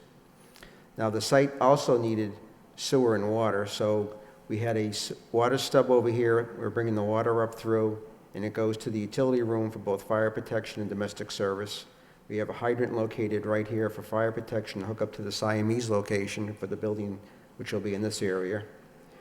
Sewer is coming from an existing sewer manhole that we have up through, along parallel with the water, but 10 feet away, and then we'll come into the building at this location. So the building will be serviced with both of those from there. Gas ends at this location, so we're bringing our gas main up through and coming in at this location of the utility room. And the same route will pretty much follow to these utility poles for our underground, for telephone, cable, and the other communications and power needs. So that basically outlines what's happening for both the sewer and the water. After this plan was submitted and we had our first meetings and review with the city department, I think 2 weeks ago, we got the comments back and we made some changes based on their recommendations. Those recommendations were to add turnouts at the ends of these dead-end parking areas. They are short, but they felt it would be prudent to have that, so we did make those changes. The fire department wished to have a 20-foot wide access aisle rather than the 17, which was originally proposed. So we increased that by 3 feet and shifted the building and the walkways back 3 feet to accommodate the 20 feet. And we also made sure that we had turning movements coming through here that were acceptable for ladder 3 and engine 3, so that there wouldn't be a problem with them making those motions. So there was a question raised. We measured the vehicles, ran it through the CAD operation for turning operations, and turned that in for review to the city. The other concern public health brought up is that even though it is proposed for this new building to be serviced by the existing Duville facilities for both trash and food, that if there were a need, where would our dumpster go? So they requested that we add a future dumpster area. So we did add a future dumpster area right here. And we're not proposing to use it, but we do have something shown on the plan where one could go if it was necessary. The Conservation Commission had concerns. They really didn't want us to do any grading within the 50-foot area of the buffer zone to the BVW. So what we proposed to do was, on this corner here, rather than having a 2 or 3-to-1 slope, we're going to go to a 1-to-1 placed rock slope, so we can keep any area within the 0 to 50 undisturbed. So that was a change that we're proposing right along this area here where our patio is. So we pulled our activity back out of that location. And I think that probably summarizes the proposed project and the changes that we've done to date. Thank you, sir. Thank you. Does anybody here else want to speak in regards to the project? Anybody in favor? In favor? Favor? All right. Anybody in opposition? In opposition? In opposition? Any questions from the board members?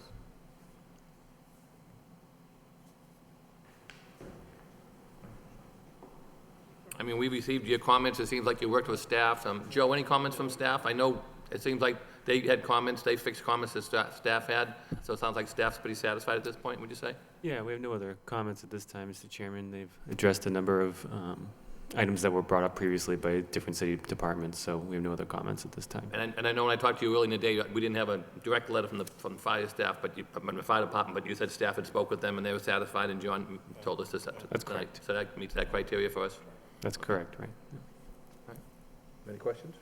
No? Joe or Bob? No? Okay, so all we have is, tonight, it's just here for site plan. So, what's the recommendation of the board? Mr. Chairman, I make a motion for site plan approval.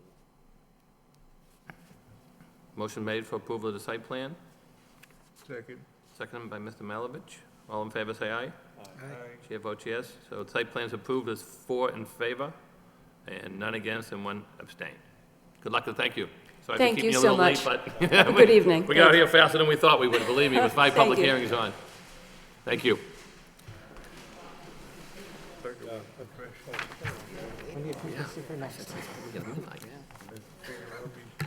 Are you almost done?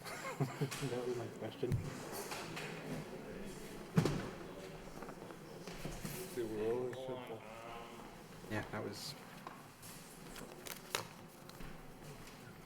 Do we have any correspondences from any of the board members for being on any of the other boards? Okay, nothing from historic, obviously. Mr. Chairman, I'll just say that the NEMCOG annual meeting is October 15th, and it's going to be at Four Oaks and Dracut. So I'm sure some formal invitations will be going out, but again, that's October 15th. Joe, any comments from staff? Or I know you said we have something off next public hearing for a, Yeah, we have one public hearing for the next meeting. It's at 175 Old Canal Drive. They're proposing a new cell tower over there. There's actually a cell tower location that was approved back in 2006, but it never went forward at that point, and now cell carrier Verizon is looking to actually have a tower over off of Old Canal Drive. So that'll be coming before you. Did talk to another individual today who's going to be looking to bring a pre-application in front of the board at the next meeting. It's for 21 Nottingham Street. The board may recall that there used to be a mill building over there. It was demolished probably about 2 years ago at this point. The development proposal that they're looking to have over there is for a Family Dollar. So they're looking to have a pre-application with the board at the next meeting as well. That's not from Chelmsford, where shop, or Yes, that area. I only have 2 comments. One, I know in September we do our annual meetings where we do our election of officers, so I asked Joe if we could put that on the agenda for next meeting. One of the other questions I had, I talked to Joe briefly about it, is when we go out and visit some of these sites, some of the applicants do put the, as required by our site plan review and things, they put the copy of the site plan on the site, and some of them don't. You know, and the more you go there, some you see, some you don't. So I was suggesting that if we could be having them put a copy in our packet showing where they put that on site, showing that the site plan, then, you know, and when the public hearing is, because some applicants do and some don't. And, you know, we can discuss this next meeting. I just wanted to throw it out tonight and give it some thought. Because if they come in, you know, and we say, okay, well, you didn't meet this criteria, we don't want to go forward tonight, you know, it could hurt the applicant, but then again, it could hurt the people who are the public who show up for the public hearing, who can't make it the next time. So are we penalizing the applicant or are we penalizing the public?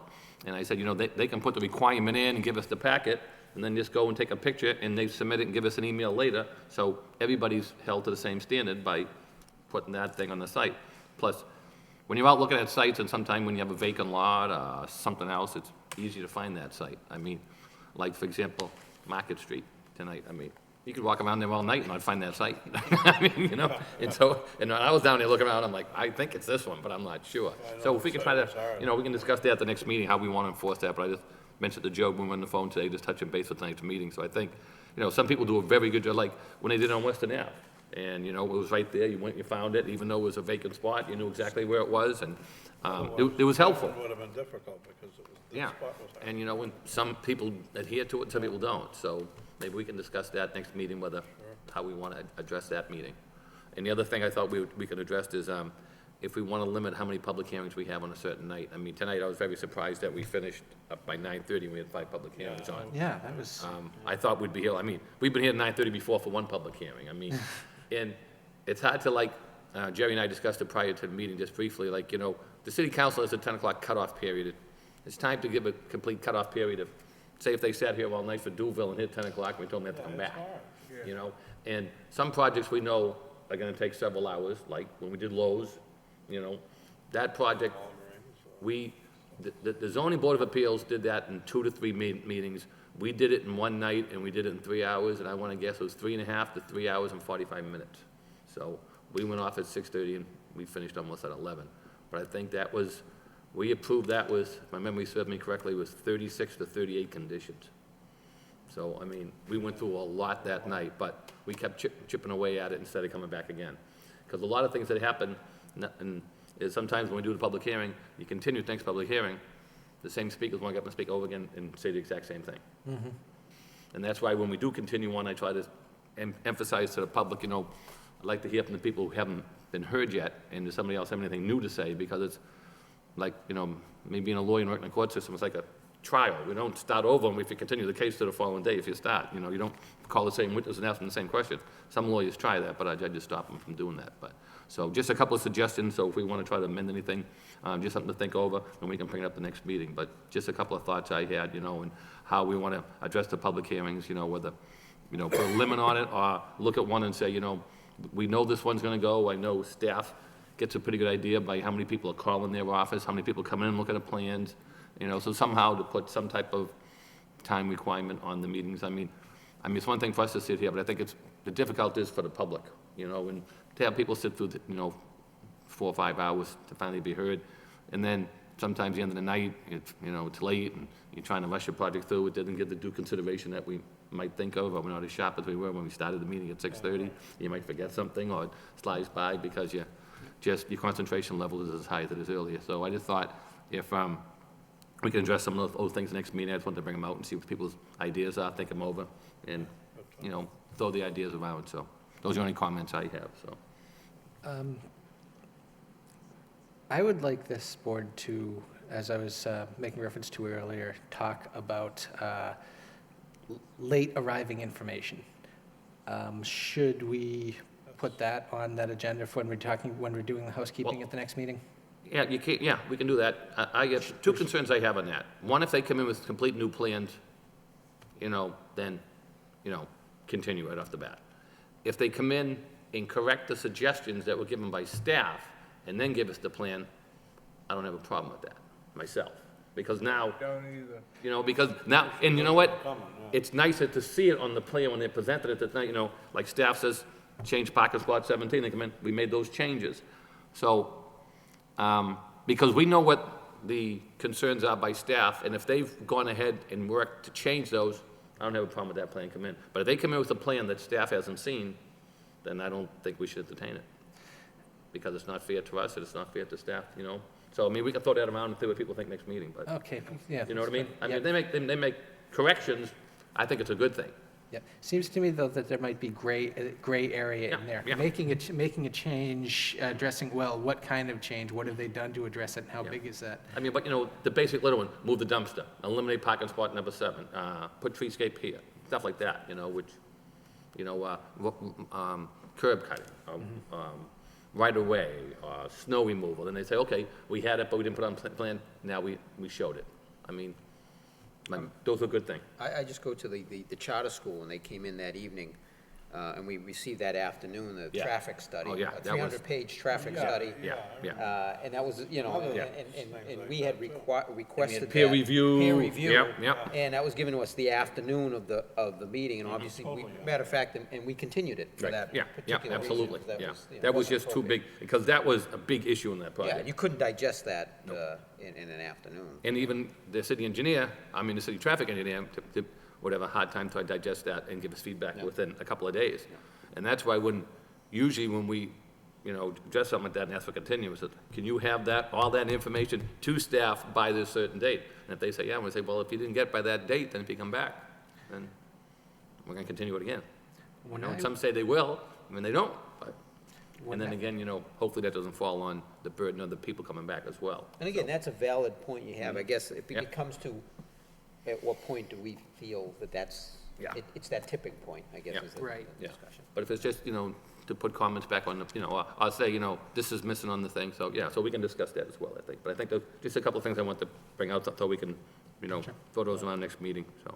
You know, when I was working in Westford, the ZBA and the planning board had rules that the packet was mailed out I don't remember how many days it was before the meeting, 7 days before the meeting or something, and anything that wasn't there in time to go in the packet was not presented to the board for that meeting, before that meeting. Yeah, a lot of If they cities, had something else that they wanted presented, they thought that they thought the board needed to see before they started consideration, then the applicant would ask for a continuance, because the board would not consider that information. a lot of cities and towns do that. Yeah. I mean, And where we've got this great planning staff that looks at this, I really like them to at least have the opportunity to take a look at something and tell us what they think, and have it not just be, the applicant has this information, what do we on the board think? Let's, take advantage of the assets we've got.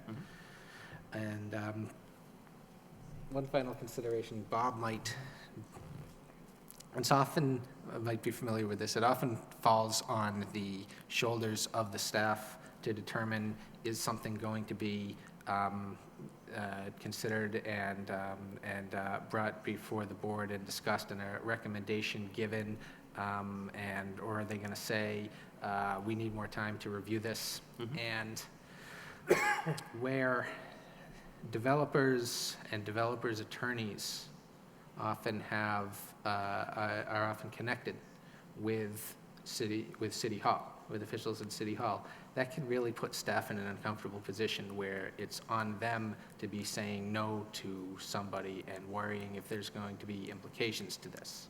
And I really think that that one way to make sure staff is not in that position is to take away their discretion and make it so that they don't have the option of saying, okay, I'll let this one thing get in.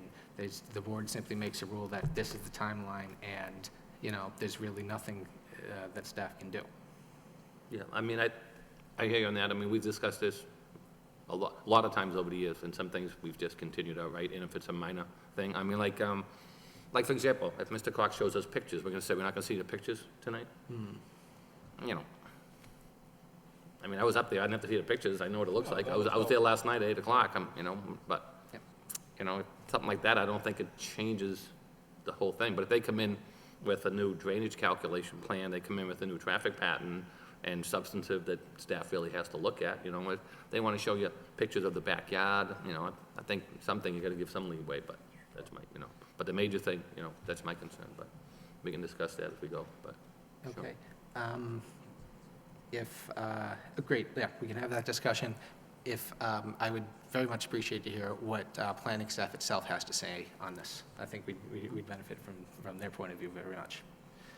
Yeah, I mean, usually I touch base with planning staff the day of the meeting, like Joe and I did today, and I always did it with Aaron. I mean, if there's a problem on anything that they feel that they got at the last minute, I said, we'll address it as soon as the meeting starts. And I think that's a long way to go for communication with the board as well as with staff. And as Joe knows, I usually have a lot of communication with staff prior to meetings, I'll lean up to it. I mean, Aaron and I used to call each other all the time. I mean, and if I'll say, did you just get this today? He said, yeah. I said, we'll address it tonight, And that way, I don't put him in the middle of it all. But I'll just say, did staff have a chance to look at this? He says, no. First question I'll ask, And Well, sometimes I'll say, even like with Joe today, when I didn't see the fire thing for Duville, he says, no, but I can tell you that we had communication with it. Yep. They were on board, they were at our meeting, they expressed interest. I said, that should satisfy that requirement, And then they alliterated to it, and then that's why I asked Joe for the record, just the fact the fire department was fine. And, the gentleman mentioned how they made it wider, and they even have it in their comments. So even in the comment period, we had the fire thing. Instead of a letter from them, this is the response from fire, and this is how they handled it. So, I mean, but I mean, like sometimes minor things, I think some things you let come in, big things you don't, but, and then we can always make a motion to the fact that, we should continue it. That's up, that's what we're here to do. I mean, Yeah. someone says, the new plans, they haven't been seen, I request we continue it, But that doesn't prevent any one of us from doing that, if we feel it's inadequate. So, what happened tonight with or over the last 2 days with that engineer in a 24-hour turnaround coming up with a design change and I don't think we're going to get the very best design if there is a reason for the applicants to do that to their engineers. Well, I mean, if they come in with a design, I mean, we have two choices. We either vote it up or we vote it down. We can't tell them how to change the design. That's out of our purview. I can't say to them, you change that lot. We either vote yes or no. Yeah, I'm referring to the applicant got some comments and, a day before the meeting, a couple days before the meeting, and